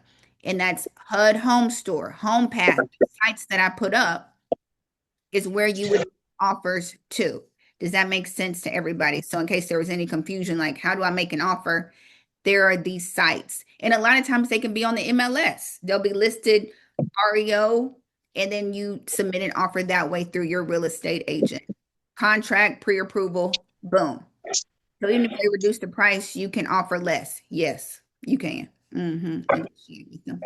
Absolutely. Negotiate with them. All they're gonna do is counter back. They will counter you back if they liked it. If not, they'll tell you, and then you try again. But we play in limbo with the bank, right? How low can you go? Especially if they price reducing it and everything. That's what I wanted to show you. You guys, when y'all said, how do you submit an offer? So make offers. If they've been sitting on the market, make them an offer. Excuse me, Ashley. Well, I had one realtor. I believe I was trying to purchase REO with a VA loan, and I was told I wasn't able to do it. So How do you, go ahead. okay, go ahead. No. You were about to say so because some of them will, but I guess if there's some restrictions, there's another site, VRM Properties. This is Okay. the VA foreclosure site, which I hate that it even exists, right? Veterans that are in foreclosure have lost their homes. But and you don't have to be a veteran to purchase on here, but you can use VA. But some of them, like, okay, VA has some restrictions. If you're VA, if you're an agent, they do have restrictions. Like VA wants you to have like a stove in the house. They won't let other people pay like certain fees. The buyer has to pay it or the seller has to pay it. So VA does have some restrictions that might not fall within the bank-owned REO side. You know what I mean? They do. They want a stove. They want something else that house might not have. You know what I mean? So Same thing with FHA. They yeah, usually have to put it on there that, hey, this property, when you're listing a REO, won't qualify for yeah, FHA or VA. So it either has to be a cash or a conventional loan because yep, it's based on your credit. So yep. they don't do any of the other things that the other two financing options do. Or what else is the FHA 203K, you can go REO. FHA 203K loan is that loan that they give you enough money to buy the property and the money to do the repairs on it. And then you can buy it like that and fix it up. So you can go that route. But a lot of times, just your typical FHA loan, FHA is a little stricter on the requirements for the property. So if the property needs repairs, FHA is not going to approve it because the bank is not going to do any repairs. Okay. So if you have a typical FHA loan, you go buy a house with a typical home seller, you do an inspection, you say, I need all this fixed. The home seller agrees to fix it, right? The bank is not going to agree to fix anything, and FHA is not going to clear that loan for you. So conventional loans, you can buy properties that need repairs. FHA 203K, you can buy properties that need repairs. Private money, hard money, those you can buy. Can you buy with the LLC? Yeah, you can. Yep. They're Okay. probably just going to want to see your documentation. Like at the auction, people buy, put it in their LLC names. But they'll a lot of times they'll want to see articles of incorporation, stuff like that. Talk to me, Aisha. Yeah, so I actually just messaged Loopy, but do you do anything with creative deals? I am not one of those. Talk to Creative financing. y'all. Connect. Loopy, connect. Loopy, Okay. drop your information in the chat so y'all can text. Okay. I'm not, I'm just I'll buy outright, I'll wholesale a little bit, but that's about it. That is my, not that I Well, it's would, not just about it. You do a lot. You do a yeah, lot. thank So, you. okay, Thank look. you. So let me ask you this question. This was a couple of slides back, and I'm new to this. I'm new to all this. Talk to me. When you, I forget what the website was, but you were saying you could go on to this website and sign up to see the opportunities, but you could also be one of the people that goes through and do a walkthrough or something. Field Does that inspector. sound familiar? A Field, field inspector. Can field, you talk a little bit about that? Kia, can you talk about field inspectors? Because Kia is our BPO queen. That's why everybody want to talk to Kia. Um, Kia, what's the difference between a BPO person and a field inspector? One is just licensed, right? And the other one is not licensed. Well, yeah, and the other biggest thing is with BPOs, we're running comps, so you have to have access to the MLS. So we're putting values to the properties. With a field inspector, basically you're going and you're taking pictures and you're answering a questionnaire. So it's not as much to it. With field inspection, it also is outside of just real estate. They do that for defaults on car loans as well, motorcycles. Mm, You go by and you check the VIN number and you give them the license plate. Construction sites to see how far. Um, Insurance companies, yeah. especially like in Texas. I'm trying to think because when I went to the REO conference in Texas in February, one of the agents was saying that was another leg of her income, where when you have disasters like what's going on there, that they'll have a lot of people that come out and help with doing the insurance claims. So you're putting the eyes and you're filling out reports, and like some people are getting things done through the insurance company. You'll come out there and you'll gauge how much has been done, so 50%, so they can release funds to the contractor. Well, Um, yeah, yeah. so there's a list, and I think I gave it to you already, Ashley, before. I can see if I can find it again of field inspectors because it's like 50 or 60 companies. Yeah, I And think you all gave that to companies, me, Kia. I got, yeah, and it yeah. just depends on the area. Got you. I'll try to find that and I'll send it out to everybody. This is Fannie Mae's site. So, Aisha, I hope that helps. So, field inspectors, you don't have to be a licensed agent to do that, to be a field inspector. BPO, broker price opinion, those, I don't know, we kind of keep saying it, but I don't know if y'all understand. That's who the bank sends out when a person gets behind on their mortgage. They send an agent out to kind of evaluate that house from the exterior and to let them know the condition of the house, how much they think it's worth. They run comps, right, Kia? Like Kia is our BPO queen here, Kia. How many Yeah, B? and Go ahead. I know, look, I wrote it down because I know you was going to ask me this. How many you got going? This week, I've done 76 as of tonight, and for the month 136. And they're not just for default. For the agents out there that are not familiar, it's also a good way. I actually have the possibility, like today, I went to do a refinance. So I do the data collecting for that part. And I was speaking with a lady today. Her and her husband are retired. They have a property by the water. They want to sell both of them and buy another one. So she was like, "Oh, you're an agent." So she sent me all the contact information. I've already been in the house and seen everything else. So it also gives you a lot of opportunities to have some free leads to Yeah, work with. yeah, You're in their house and you're already talking to them. They're already familiar with you. And especially you're the golden child if you get their private mortgage insurance removal done. yeah. Because So you save them some money. So that's yeah, where I'm at so, right now. I average about 250 to 300 reports a month of collecting of all of that. boom. So that is key. So everybody, if you're talking about another lane to get in, not just agent, but she does BPOs. Clear. She's out of Virginia, and you know what I mean. So BPOs. That is Are another BPOs able to buy the properties that they're BPOing? BPOing. You What? can use it. Y'all can use it. That's a swag. Y'all can use that one. Can you, so Kia, could you turn around and buy one of the properties? Maybe. Yeah, absolutely. There's Oh, nothing, okay. only thing they say we cannot do is basically once they open up the conversation, they ask me am I a realtor? I Yeah. can say yes. And if they want to use me for whatever reason, then I'm able to do that. What I can't do Hmm. is put my business card in your hand and say, hey, Yeah. let Yeah, me work so on that's this why I was property. gonna ask you because I thought you all wasn't able to initiate contact with them, but I still want to know if you all are able to purchase it since y'all I had the mean, information. Because I was doing was asking my BPO friend to put sticky notes on the door with my see, you information want on him it to and be tell them to loud. call me. You, She yeah, you said she want, couldn't do that. no, you want her to be loud and get in trouble. Right. No, I didn't know what she could and couldn't do No, because. like I said, so what I do is during the master class that I had been what third or fourth one with you, Ashley, Yeah. I take the letter. Once I got your address and your name, I already know the situation, and you're not seeing that in public information. So I'm seeing it before anybody else sees it.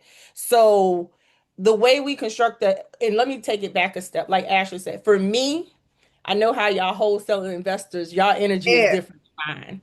Some So bull. for me, I'm trying to come in and show them resources and options where they're in control of the destiny of what their home. If they're in hot water, hey, other than most people just think, let me file bankruptcy. So I'm not soliciting. I'm actually giving you the numbers and the resources here in Richmond, Virginia, if there's any resources. So I'm Mhm. trying to help be that person to take them through each step. So when we get to the end, if we get to the end and we can't do anything as in save you and keep you in your home, I done built that relationship. Now we can talk about, hey, I got some investors. Hey, you got enough equity. We can sell it, get you from underneath, and continue for them to be okay. So when I construct my letter, I construct it like Ashley say with love. Yes. It's generally, I just want to be a resource to help you because this part of it, everybody's always in the beginning, they get a house, they're super happy, but life happens. So when life happens and it really sucks, I just want to be the person to kind of give hope and Yeah. keep them stable because there's kids. There's so much other things that are going on in the background. And we didn't have master class where we didn't got on a soapbox because Yeah. I get it. You want to make money, but you got to understand you're making that money and these people don't have nowhere to go. Yeah. And So that's so typically with me, I'm helping them explore those options too. So I kind of do what you do, make sure I get on the phone with the loss mitigation department and stuff like Mhm. that, and get the release of information so I can talk directly to them because most property owners don't have an idea of what questions to ask. So they can get the type of feedback that they need to get to explore their options before they decide to sell. boom. So what I would say with the agent that you're working with that gets a BPO to do, I Mm-hmm. drop a letter in the mail. Yeah. So every Yeah. day when I sit down, like today, I've gotten 36 of them. Not all of them are going to be for that reason, but if it is one that's in default, I do a little research. Usually it's a 50-50. A lot of the companies that I'm signing up with, it'll literally say pre-foreclosure. So I Mm. know why I'm going by there. Sometimes it's not the case. Sometimes it's they're doing a HELOC loan. So it just depends. If it is, I drop that letter in the mail and I let that letter hit them. Yeah. Boom, Yeah. Kia. So I hope that helped y'all. Yes, because Kia is our BPO queen. Kia also been through the And mentor. then they can't connect that I drove by and took pictures. And then Right. also, I'm not soliciting business. I'm actually just giving you some resources. And if this seems overwhelming, then you can reach out to me. Boom. Lead Gotcha. with love. That's what And, we and, and Ashley, do you auction off land as well, or you just do houses? I have not done land yet. I've done like apartment buildings and Okay. office buildings and houses, but I haven't done land. Y'all, for y'all who want to sign up for Fannie Mae, I finally got the site, y'all. I figured out how to put my little caption and I put the letters in correctly. So, like I was saying, you don't have to be real estate agent or any real estate. They're always looking for new suppliers. I was gonna just click on contracting opportunities, new suppliers, boom, boom, boom, boom, boom. For more respondent, please use this guide, send an email. Y'all, but it usually has them listed. Like it'll list all of them, like landscaping, property preservation, clean outs, trash outs. Boom. You can click on, oh, maybe it's right here, contracting. But I dropped it in the chat for y'all to see, then it's got me back here. But I dropped it in the chat for y'all to go on and go on this site and see what they are And offering. Service Link is another one that has a lot of vendors. Service. Yeah, that they're looking for vendors. Did I freeze or did Aisha freeze? I'm still moving, right, y'all? Yeah, Because you're still moving. I'm good for freezing on YouTube if y'all ever come on YouTube. Service Link, that's another good site if you are looking. Is it Service Link Auction? Is this the same site or is it another one? Is this it? No. Yes, Kia? No, maybe. Oh.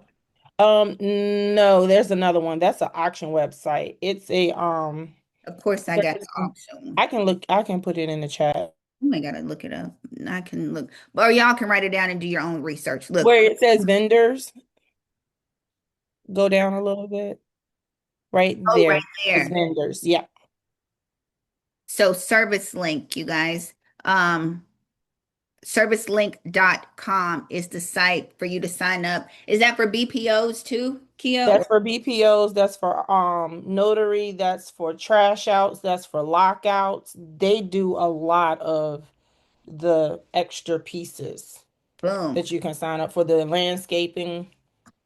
Boom. I just dropped it in the chat. So y'all have to do a little digging.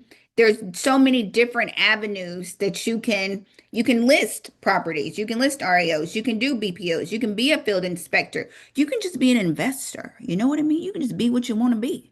You can grow up and be what you want to be when you grow up. But there's so many different opportunities when it comes to real estate. And I know a lot of brokers and a lot of companies don't talk. I'm sorry, Kia, I got you pinned up here. Like we co-hosting, which we can co-host this one day if you ever want to, if Kia ever decides that she wants to do. Stop it, Ashley. Thank you. But there's so many different things, different avenues that you can when it comes to real estate, you guys. I lost my train of thought. I see Mr. Brandon up there too. He hadn't talked tonight, but I see him up there. But just I for, did talk.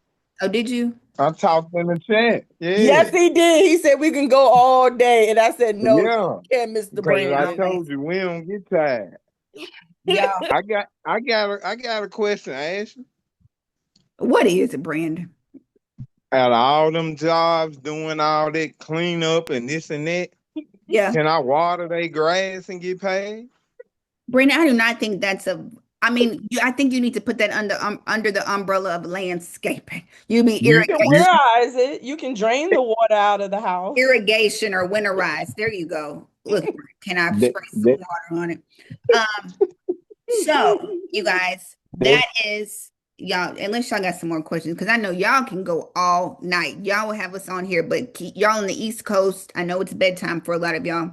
I was trying to think, don't forget there's master classes next Tuesday, Thursday, if y'all want to come to those.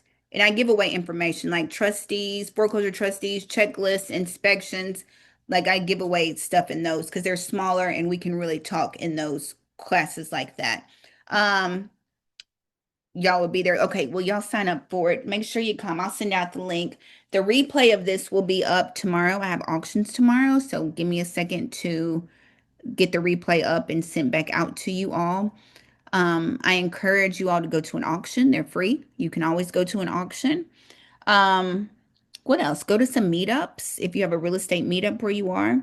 Just get involved, y'all, because the foreclosures are coming and these jobs is laying off, right? Y'all saw Microsoft just laid off 9,000 people. Y'all, the Right. foreclosures are coming for sure. So a lot of people got wealthy. I'm not saying, because it's still a tough time. It's a hard for a lot of people, but a lot of people who played it right in 2008 made some money in 2008. Let me say that doing trash out, landscaping, short sales, foreclosures, made some coins that set them up. So when this next wave comes, I just hope everybody is prepared and not sitting on the sidelines waiting and wishing again and being like, dang, I missed this one too. So I'm glad y'all come to these master classes. That's why I try to teach you for y'all to learn and get out here.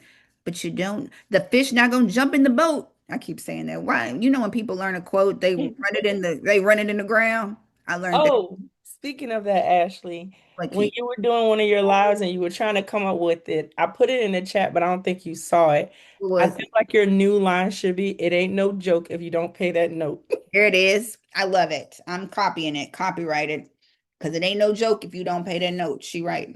So, and it's a lot of people who are behind. The last article I saw, we had deeds.com is reporting about 7 million people behind. Kia, what they saying in the BPO community over there? How many people behind over there? Oh, what, Bubba?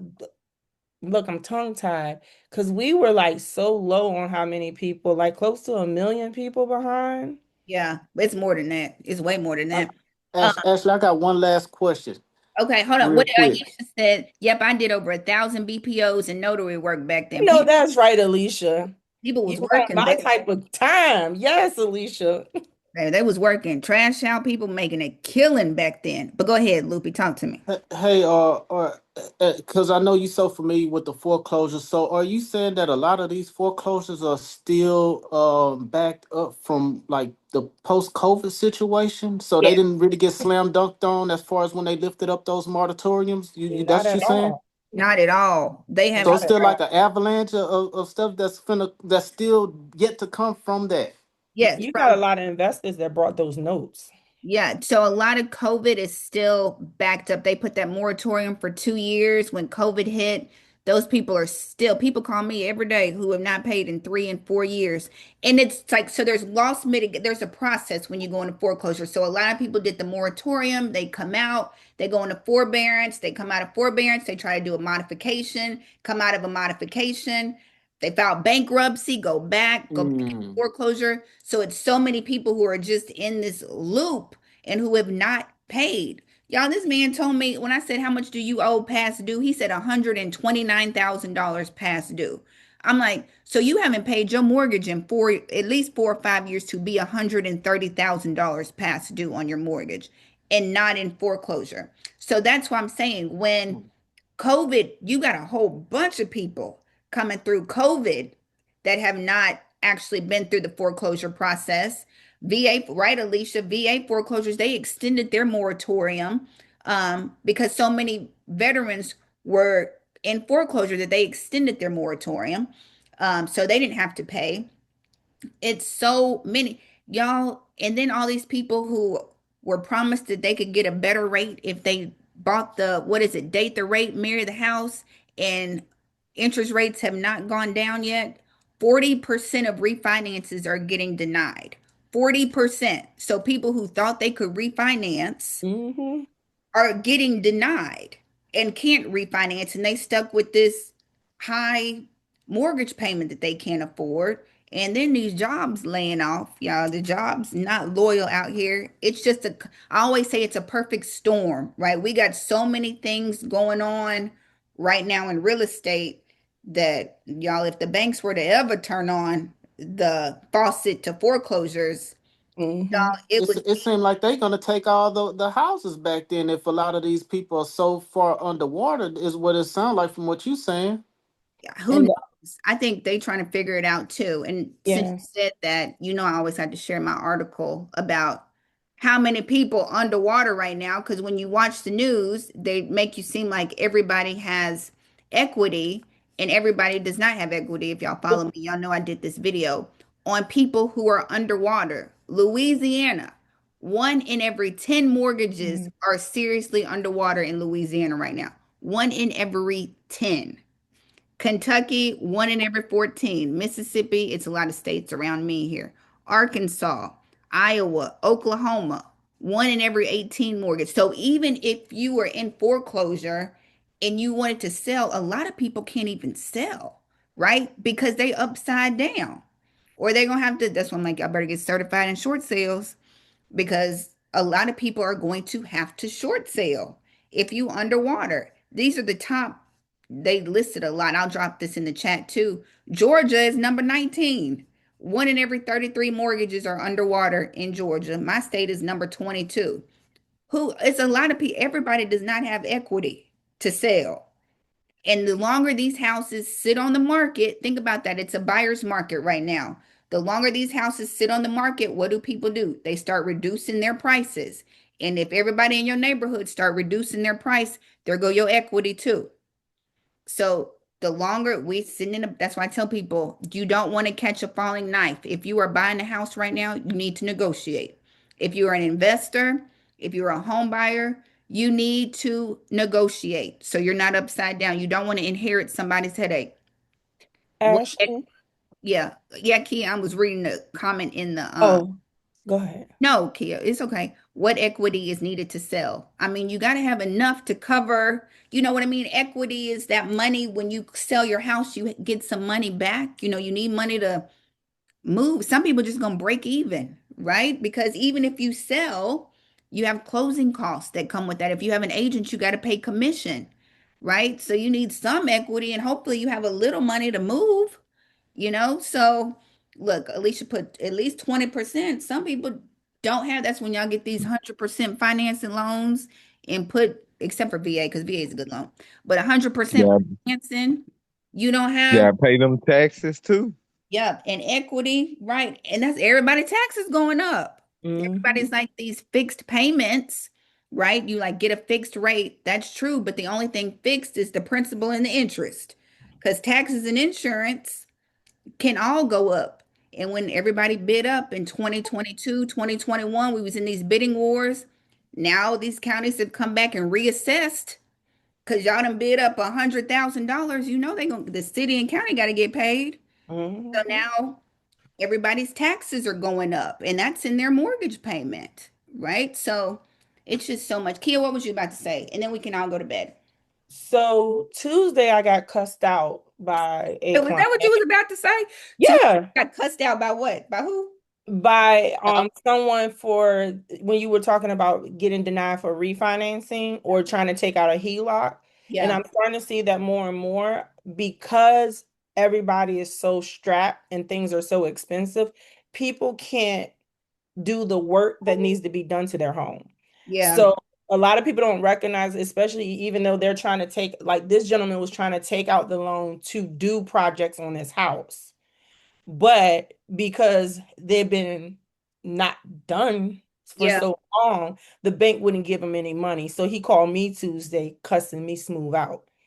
Because I'm you the glad. one. I'm glad that you not the only. I'm not the only one. I get cussed out like about 4 times a day. I'm happy for you. It makes me smile because usually they don't even know how to curse right. So I'm just glad I'm not the only Oh, one. no, no, no, no. I probably Ashley, got no. cussed out like twice since I've been on this meeting. So It don't make me there you go. I no, well, that's different. But for me to do what I'm supposed to do and you call me, Yeah, cussing me out and say thank you very much for getting my loan denied.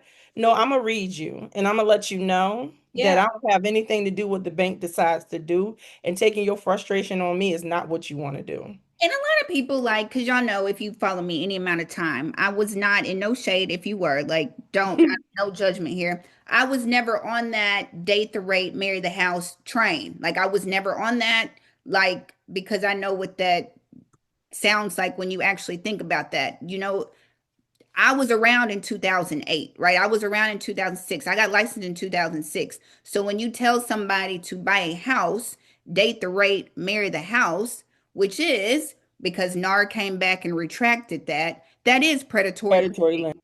That's predatory lending. And what is that? When you promising a lower rate to somebody in the future, if you buy now and promise a lower rate in the future, that's predatory lending. So I saw NAR send out that email and was like, stop saying that, right? Because I was like, we shouldn't have said that in the first place. But what people didn't realize is they're telling you to date the rate so you can turn around and refinance when the rates go down. But how do you refinance, you guys? That's like getting the whole loan all over again. And that's the part of the conversation that was missing when the whole real estate industry was yelling, date the rate, marry the house. You got to get that whole loan again. They want to see your income, your check stubs, your credit score still has to be exactly where it was when you bought the house in the first place, right? And people didn't realize that because most people barely got in the house that they got now. You got to pay closing costs. It comes fees with refinancing, right? So now 40% of people who were promised to date the rate and marry the mortgage are getting denied, you guys. So now what they supposed to do? They were promised. I heard a mortgage guy telling somebody rates are going down at the end of the year. That was in 2023. Rates have not gone down at all. And he was like, go on and buy the house because rates are going down at the end of the year. So can you imagine that homeowner like, shoot, we send it almost 7% 2 years later. and they still struggling to pay a mortgage. So refinance is not as simple as everybody made it seem. So you guys, I don't know. It's plenty of people struggling. And the way these jobs laying off, we're really about to have a whole storm of people who can't pay mortgages. I see people all the time crying on TikTok saying they can't pay their mortgage or their mortgage doubled or they just got laid off. And now Hey, these Ash, talk to me. Who? it's Regina Madison. How Hi, you doing? Regina. I'm good. How are you? Good. So I was listening to your the one lady that is a realtor. So there are a lot of realtors here. I was just gonna say it's a lot of things going on. My business has expanded. I do have a property preservation business and we are doing a lot. I did learn from 2008, but what I did want to add, one of the other businesses that I have probably for the last year is surplus funds, Mm, which is when people do lose their property, if they owe 200,000 and someone buys it for 300,000, that $100,000 is your money, but you only have, well, you have 5 years, but you have right after it's sold to the third party. Once the bank takes their money, if it's sold to a third party, those funds you can get back. So there is hope, but it's one of the things we're it's a lot easier now because there's so many people that have lost their homes or that are losing their homes. It yes. wasn't as easy as before, but now they're realizing that that's their money one and that it's not a scam. They thought that us calling saying you're owed this money, that equity is your money. They thought that it was a scam, but now they ask to see proof. Once the sale is done, once you provide them proof, we get that money back for them. We do charge 20%, but that's what most people do. And there are attorneys that help us do this. So that's one of the things that I've incorporated since seeing how the market is turning. Yeah. Instead of, as you were really adamant about when I first started with you, leading with love. It's Yes. always been the way that I've worked. I guess that's why I gravitated towards you. Yes. But it's helpful with people that are in situations where they've lost their home. Yeah. Meaning when you're conversing with them and they're telling you their whole story, you can you're on their team with this is your money. Let's get your money. And it's helpful to know that you got money coming after even if it's 30, 20, whatever, Yeah. $30,000, it's helpful. So that's something that you guys might want. It's called surplus funds Yeah. and it's equity. You do have to get your own website and your own email address, which is a .com. It can't be a Gmail. And you can get started with that. It's helpful, especially with our knowledge and experience in real estate. Regina gonna have a master class. I tell y'all, some of y'all got so much money in your brains you don't even know it. I Regina gonna have a mean, master class. Kia gonna have a master class. If y'all, but yes, I know a lot of people who do, and I pulled this up on the site. If you talk to somebody and they're like, "How do I get my excess funds?" This mhm, is the trustee that I auctioned for, mhm, Ruben mhm. Lublin, and he has on here like if you are, let's see, if you are a borrower who has been foreclosed on, please reach out to our excess proceeds team to first Mhm. determine whether the sale of your property generated any funds. And then they'll, help you get but a lot of people don't know. Y'all, that's why, They don't know and they don't understand and they don't read this. And yeah, they don't know what excess funds are. They don't know that that means that difference between it has to be a third party that buys it. If the bank buys your property back, yeah, there's none. But once a third party buys it, that's your equity. So it's not like, oh my God, I've totally lost. You just have to understand that that is your money. And it is sometimes hard to beat it in someone's head. But once you show them the proof, it does take about 3 months to get your money back. But think of it this way: if you get $50,000, you can $2,000 a month, $30,000 a year. You got a year's worth of rent for wherever you're going to live. I'm in California, so 2,000 is the normal uh, rent. So yeah. I'm just saying, That is their money. You know what I mean? That's their money if they lived in the house and to yes, restart because if their house went up for yes. foreclosure, they didn't get any money. So this is money to help them restart. So that's something a lot of people don't know about. So if y'all are working that arena, then absolutely. I try to tell all my clients, get their money. Look, I tell my clients if they're in foreclosure and they lose their house, go get your excess funds and you better ask for some cash for keys. That's what I always tell when they lose their house. So I try to The thing is finding them and getting in touch with them because a lot of them, they numbers be off and everything. You gotta Yeah, really hunt them gotta people find down. You got to go to relatives, you got to go to Yeah. spouses, ex-children, you got to go to everybody. And then about the interest rates, we don't see the interest rates going down anytime soon. They're saying that this foreclosure market, we're looking at the first quarter in 2026. At Yeah, the end of the first quarter of 2026, which is March, we're looking at rates maybe tapering off then. A lot of the investors are talking about, they remember when they bought properties at 9, 10, 18%. I mean, so this yeah, little 7.5 is like that's why they're not moving on it, because they're like, this is nothing. We don't want you guys to buy anything anyway. So deal with the rate or else buy it or leave it alone, because so many people are losing right now, like you're saying, Ashley. So yeah. many people are losing. So it's beneficial for me to help them to get money back, but it's sad to see that people are losing like this. Absolutely. And it's even this, it hasn't even started, you guys. It has not, Yep. they said, and so I don't know if y'all know the new law that's going into effect in October. If you are delinquent on your student loans, you do not qualify for any mortgage loss mitigation. So if you are delinquent on your student loans, your mortgage company will not take you through any kind of, like if you get behind on your mortgage, they won't let you do any kind of loss mitigation if you're behind on your student loans. And we've got millions of people who own houses who have student loans and all that. So they're already predicting that it's going to be horrible for the economy too, you guys. So it's just so many things that are coming, layoffs and just you guys, everything. So that's why I'm like, I try to teach these and I hope you learn and I hope that you apply what you learn and at least try. And lead with love. That is my motto. That is what I try to stand for. That's why, look, I'm leading with love by teaching this masterclass. So that's what I try to do. You guys, if you need to send letters or need some examples, I drop them in the chat. If you don't know what to send, y'all know I send letters, but I offer my assistance. That's what I do. If you want to keep your house, I'm going to help you keep it. Like I've had people's whole past due balance paid off because I showed them how to get assistance for it. Or if they want to sell it, I help them sell it. That's what I do. So, you guys, that's it. You guys, it's 10:15 on the East Coast. I know Kia got her lights off and her bonnet on and she ready to go to bed. I know on the West Coast, y'all just having y'all's little tofu scramble and y'all doing sunrise Pilates on the beach on the West Coast. Y'all just waking up over there. But you guys, that is all I have. All the links, everything that you need from me should be in the chat or I will send it out tomorrow. I hope y'all learned something and enjoyed this. And that's it, you guys. Y'all know I don't know how to hang up the phone. So, We can do 30 more minutes. Thank you. Brandon, Thank don't you. start, Brandon. Not What? tonight. I'm For just real. saying. Not 30 more. tonight.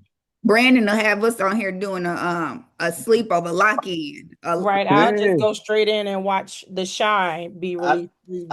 I quit calling Houston. I'm calling in Fresno, California now. I'm trying to get somebody on here to tell me, yeah. It's 9 o'clock at nighttime. No wonder you getting cursed out at 9 o'clock. No, I'm in Houston. So Oh, okay, in the 9, 8, morning I 7. call on the East Coast. 4 or 5 I start calling in Texas, which is my area because I'm in Houston. And then once 9 o'clock come down, I start calling in California. Somebody gonna give me a yes. There it is. It's a whole bunch. You all you need is a one good yes. I've learned that before Yeah, myself. that's it. One good yes. Hey, I So appreciate it though. I appreciate you having us on here though. Appreciate it for real. absolutely, absolutely. I love y'all being on here, and I can finally see you, and I don't feel like I'm talking to myself when I'm on YouTube. So okay, you guys, replay will be out tomorrow. Y'all know where to find me if you need me. Click it or ticket. Be kind. Rewind. That's all I got for you. That's All all. right. Thanks, Ashley. You're Thank welcome, you. guys. Bye, you guys. Bye. No. Brandon, don't start. Hang up.